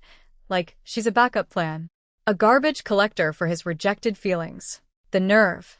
Then, from the crowd, a man in a tank top wipes his sweat and speaks up. Miss Lin cut ties with her family long ago. She's not really a capitalist. If she's living in our village, she must be fine. Someone snickers. Weidong, are you trying to court Miss Lin? Want to take her home as your wife? Shen Weidong admits it without a shred of shame. Yeah, actually. I just don't know if she'd have me. Lin Yingxue keeps her head down, her whole body shaking with fury. A 30-something widower is publicly hitting on her. A man who probably smells like pig feed and has calluses thicker than shoe leather thinks he is a shot with the former Lin family princess. In her head, a single thought crystallizes through the humiliation and rage. I need a plan. This cannot continue. Oh, Lin Yingxue. Plan all you want. Last time, it took you 20 years to destroy me. This time, I'll be the one doing the destroying. And I've already started. A few days later, second brother brings me the glass bottles. I inspect them. Perfect size, smooth shape, actually kind of elegant. These will work. Mom takes one look. These tiny things? How much can they even hold? The big jar's worth of jam would fill about 4 or 5 of these. And how much are you charging per bottle? 1 yuan 20. Mom's eyes nearly exit her skull. 120? Sweetie, that's insane. What if nobody buys them? Second brother rubs his chin thoughtfully. Actually, now that it's in these cute little bottles, I think it could sell. 120 isn't unreasonable. Little sis puts a lot of sugar in there, plus the glass bottle costs money too. Can't go cheap. Thank you, second brother. Someone gets it. He brought me 20 bottles to start, 5 cents each, so 1 yuan total for bottles alone. Not nothing. Next time if we order more, the price per bottle should drop. He bites into one of the pears I brought out from my space and freezes mid-chew. You picked this on the mountain? How does it taste this good? It looks kind of ugly, but the flavor is almost as good as the supply store ones. Guess I'm just lucky. At this point, I've been bringing stuff home from the mountain every single day, wild chickens, rabbits, fruits, and the family has fully accepted the Gu Linchuan was stealing her luck theory. Mom and Dad have made everyone swear to secrecy, and the kids have been warned approximately 17,000 times not to brag about what we eat at home. Mom heads out to the fields, but not without one last worry. Sweetie, stop going up that mountain alone. Wait for your dad or brothers to go with you. We don't need meat every day. I'm staying home today, Mom. Just making jam. We're staying home too. We'll keep Auntie company, little Erbao announces through a mouthful of pear, juice running down her chin and onto her clothes. She looks like she dunked her face in a fruit bowl. The big kids play in the courtyard while I work the kitchen. One massive iron wok, one batch of blueberry jam. When the sweet-tart aroma starts wafting through the house, my nieces and nephews materialize beside me like sugar-seeking ghosts. I give each one a taste, then fill the clean glass bottles. Dark purple jam in petite glass bottles. Actually looks pretty classy, if I do say so myself. Now here's the thing, I can't keep asking second brother to sell for me. He has to work the fields, and taking days off looks suspicious. I need to go to the black market myself. I tell Debeo and Erbao to watch the little ones, grab the family's shared bicycle, and ride to the commune. We have 2 bikes, one communal one, and one third brother bought for his commute. The shared one is a 28 bar, basically a giant man's bike. It used to be a struggle for me to ride, but lately, maybe it's the spirit spring water? I feel stronger. The ride feels almost easy today. I actually know the black market from my previous life. Back when I was married to Gu Linchuan, his family never had enough food. Zhang Manfong and Gu Yuhua could barely earn full work points between them, and then there was Gu Yuan, the secret love child I was raising, who was a picky eater and demanded good food. Gu Linchuan sent money and ration tickets home, but he was also secretly supporting Lin Xue, so there was never enough. I had to figure things out myself, which meant black market. The entrance is through a maze of alleyways behind the commune. I come prepared with a disguise, one of Mom's old outfits, some makeup from third sister-in-law's cosmetic stash, and a smear of soot from the bottom of the iron wok. Just like that, I transform from pretty 18-year-old girl into tired middle-aged woman who's seen some things. I slip through the last alley, and immediately a bald guy blocks my path. Whatcha here for? I pat my oversized basket. Selling. He looks me up and down. 5 cents. I hand over the money, without hesitation. Baldy is actually surprised. Most first-timers either balk at the entrance fee or try to argue their way in. This middle-aged lady is suspiciously smooth. Go on in. The black market is basically a narrow alley full of people squatting on the ground with baskets and bags covered in dark cloth, so you can't see what's inside. The first rule of black market: don't advertise. I walk in with my massive basket and immediately draw attention. Some people glance and look away. Others crane their necks trying to peek inside.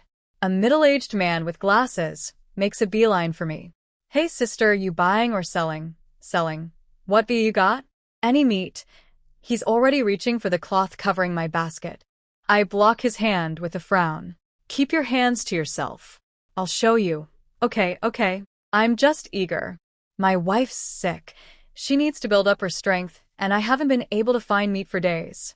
So, do you have any? Wild chicken and wild rabbit. Interested? I'd pulled 3 chickens and 3 rabbits from my space before coming in, plus the blueberry jam, pears, dates, and chestnuts. Yes. How much per pound? 2 yuan per pound, no ration tickets needed. His face crumples. That's too expensive. State store hens are only 1.30 a pound. And wild chicken is dry and tough, barely any fat. Mine don't require ration tickets, and they're wild mountain raised. Very nutritious. He's trying to haggle, figuring I'm a first-timer who doesn't know the market. Q. I smile coolly. Fine. I'll accept ration tickets, 1.30 a pound. Your choice. He flinches. Ration tickets are precious. Besides, I add, city families only get allocated 1 chicken per month. If you think about it, you're the one getting the deal. Check and mate, glasses man. This first-timer knows exactly what she's doing. Glasses man's face goes stiff. He did not expect this country lady to know market economics. His whole dumb first-timer theory just crashed and burned. He switches to the sympathy play. Sister, if I had ration tickets, why would I risk coming to the black market? My wife is sick. She needs nutrition. Can you cut me a deal? I could tell the moment I saw you that you're a kind-hearted soul. Once my wife recovers, we'll both be so grateful. I'm about to shut him down when a slightly plump, fair-skinned woman with, "I have money," written all over her spots the chicken feathers peeking out of my basket and sprints over like she just saw the last pair of shoes on sale. How much for the chicken? 2 yuan per pound, no tickets. Only 2. She's surprised. She just passed someone selling at 2.30. Hen or rooster? Hen. But wild, not farm-raised. Her face falls slightly. Wild chicken? The meat's kind of tough. Time for my sales pitch. The meat texture may not be as tender, but wild chicken has way more nutritional value than farm chicken. Much higher protein content. It's especially good for pregnant women, elderly people, and anyone recovering from illness. She wavers. Her daughter-in-law just had a baby and needs nourishing food. I also have wild rabbit. Her eyes light up again. Rabbit tio? Okay, give me one of each. My daughter-in-law is in her postpartum month, and she was just craving rabbit meat the other day. I pounce on this opening like a cat on a mouse. Oh my goodness, ma'am. You are such a wonderful mother-in-law. Coming all the way to the black market to buy meat for your daughter-in-law? You're amazing. Big thumbs up. She's beaming. Well, once she married into our family, she's family. I treat her like my own daughter. It's really nothing. Nothing? Do you know how many terrible mothers-in-law are out there? Your daughter-in-law hit the jackpot with you. Oh, you're such a sweet talker. I weigh a chicken and a rabbit together. Exactly 10 pounds. 20 yuan total. She whips out 2 crisp 10 yuan bills without blinking. Big spender energy. After she pays, I grab 2 pairs from my basket and stuff them into her bag. Here, ma'am, wild mountain pears, super nutritious. You seem like such a kind person. These are on the house. They're a little ugly, sure, but free fruit? Nobody says no to that. She's grinning ear to ear. Well, aren't you generous? My daughter-in-law's been wanting fruit. These are perfect. Supply store pears are 30 cents a pound. Now for the upsell. Ma'am, I also have some blueberry jam. Want to take a look? She peers at the little glass bottle of dark purple jam. Blueberry? What's that? Never heard of it. How do you eat it? It's made from a mountain berry. You can eat it by the spoonful or dissolve it in water. Sweet and tart, really refreshing. How much? The moment I say the price, she recoils. No way. Too expensive. Ma'am, it's made with white sugar. That alone costs a fortune. Plus the berries cook down to almost nothing, and there's the glass bottle. The price is really very fair. Made with white sugar? That explains it. She's reconsidering. Here, try a taste. Free sample. I pull out my demo jar and offer her a tiny bit on a chopstick. This won't cost me anything, right? Of course not. She tastes it. Her eyebrows shoot up. Oh. This is good. Sweet and sour. My Huanwan would love this. Then she hesitates. But 120 for this tiny bottle. Can you go lower? Ma'am, the costs are what they are. Plus these berries are wild-picked from the mountain. I might not even find more next time. This could be the last batch. The price is already as low as it can go. She grits her teeth. Fin. 1 bottle. Wonderful. And it stretches further than you'd think. Just a tiny scoop per cup of water. 1 bottle lasts a long time. Just use it up before it goes bad. Sold. First jar of blueberry jam. Officially purchased by a human being who is not related to me. Victory. After she leaves, I turn to Glasses Man, who's been standing there this entire time watching money exchange hands. So, big brother? You still want some? Can you go a little lower? Nope. That lady just bought 10 pounds of meat, and I didn't give her a discount. This is a small operation. I'm barely making anything as is. Barely making anything after a 20 yuan sale. He thinks bitterly. But before he can argue further. Excuse me, I heard there's wild chicken and rabbit over here. A young man appears, wrapped head to toe in rough cloth with only his eyes showing. Mysterious. Dramatic. But I can tell from the skin around his eyes and his hands that this is not a working-class man. This is someone rich pretending to be poor so nobody recognizes him at the illegal market. Classic. Got some. What do you want? I lift the cloth on my basket to give him a peek. His eyes gleam. Only 2 chickens and 2 rabbits left? How much? 2 yuan a pound. I'll take everything. Just like that. No haggling. No sob story. Just I'll take it all. Glasses man erupts. HUI. I was here first. Mystery man doesn't flinch. Sir, you said it was too expensive and didn't want to buy. I heard the whole thing. If you passed on it, what's the problem? Glasses man is fuming but catches himself. Brother, my wife is sick. She really needs this chicken. Could you spare me just one? Mystery man hesitates, but the sick wife card works. Fine. 1 chicken for you. He turns to me. Weigh the other 3. While I'm weighing, mystery man is scanning my basket. He spots the mountain goods, fruits, nuts, jam, and then asks the magic question. Ma'am, this is all mountain-sourced, right? Do you by any chance have Silver ear fungus? White, looks kinda like wood ear mushroom. My internal cash register goes KHing. As a matter of fact. I do. You do. He's practically trembling with excitement. My wife is pregnant. Terrible morning sickness. Can't keep anything down except silver ear. I got lucky and found 3 premium pieces a while back, and after she ate them, her nausea got so much better. She's been begging for more, but this stuff is impossible to find up north. I've been searching for weeks. 3 premium pieces. Bought them from someone recently. That's second brother's customer.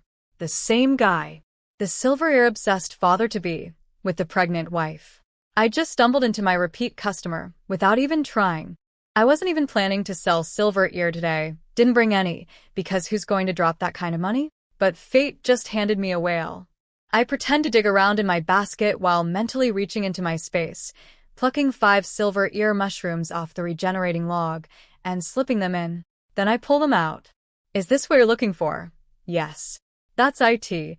His eyes are locked on like heat-seeking missiles. How many do you have? I'll take every one. 5 pieces. 5. He's practically vibrating. That's enough to keep his wife happy for weeks. I'll take all 5. How much per piece? Oh, this is going to be a very good day. 5 yuan per piece. Mystery man doesn't even blink. Done. I'll take all 5.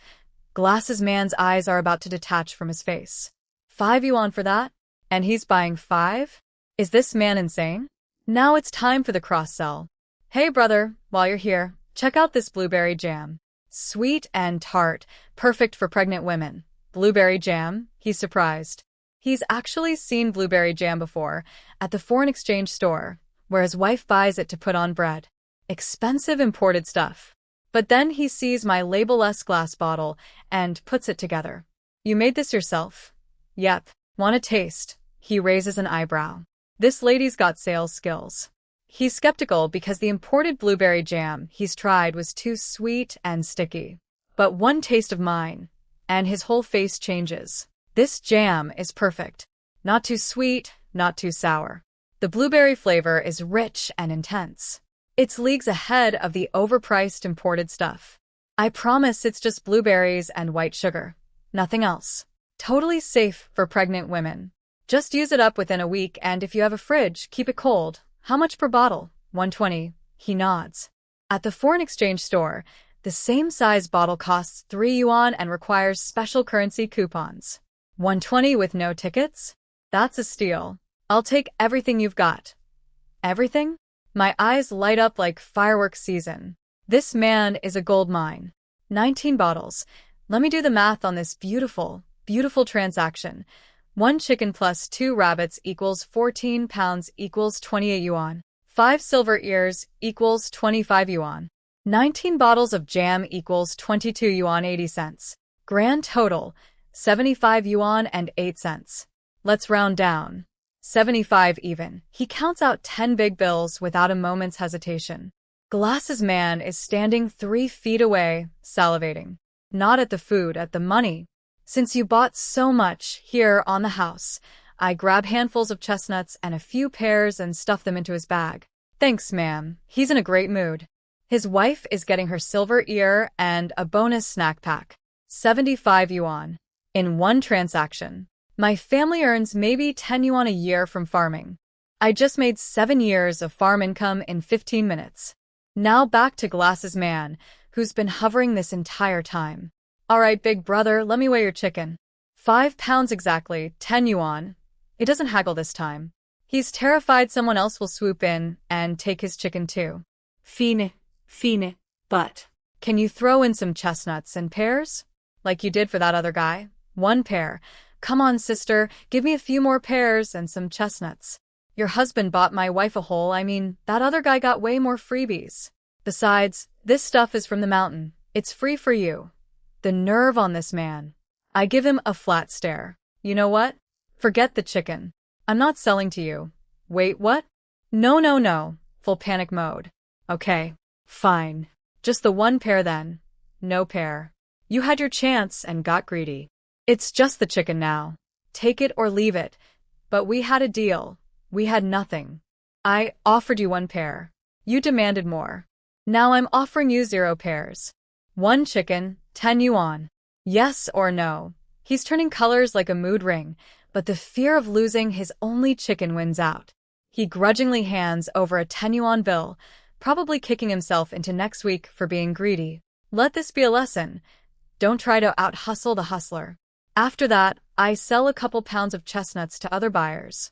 The pears don't move, people ask, but when I quote the same price as the supply store, 30 cents a pound, they take one look at the ugly spotted skin and walk away. That's fine. I'm playing the long game. Anyone who actually tastes these pears will be back. Spirit spring water pears slowly improve your health over time. I am not underselling magic fruit. Meanwhile, at the home of my mysterious big spending customer, Zhang Jijun walks through his front door and is immediately ambushed by his very pregnant wife, Zhao Xiaoyan, who's been waiting with sparkly, hopeful eyes. He can't help smiling. Guess what I found? You got silver ear. She's practically bouncing. 5 pieces. 5? That's amazing. She eyes the bulging bag. What else is in there? A wild chicken, 2 wild rabbits, and the lady threw in some wild chestnuts and pears for free. How generous. Then, because pregnant cravings wait for no one. I'm kind of thirsty. Peel me a pear? Sure. He starts peeling and she watches the skin come off with a doubtful frown. This pear looks not great. Is it even going to taste okay? No idea. Try it. If it's bad, just spit it out. He notices the flesh underneath is snow white and the juice is running all over his hands. Actually, it seems pretty juicy. Might not be terrible. He cuts it into little pieces, sticks toothpicks in them, and brings the bowl to the living room. Xiaoyan waddles over, holding her belly, and sits down. He picks up a piece and holds it to her lips. Before it even reaches her mouth, she can smell it, a clear, sweet fragrance that has no business coming from something that ugly. She opens up and takes the piece. The second it hits her tongue, her eyes go wide. What? Is it bad? Spit it out. He puts his hand under her chin like a human napkin. Wild pears are usually terrible. If they tasted good, the birds would have eaten them all. But she's not spitting. She's chewing. And her expression is shifting from shock to pure, unfiltered delight. Those ugly little pears are about to create another repeat customer. And she doesn't even know that every bite is slowly making her and her baby healthier. My magic mountain fruit empire has officially launched. The packaging needs work, but the product? Chef's kiss.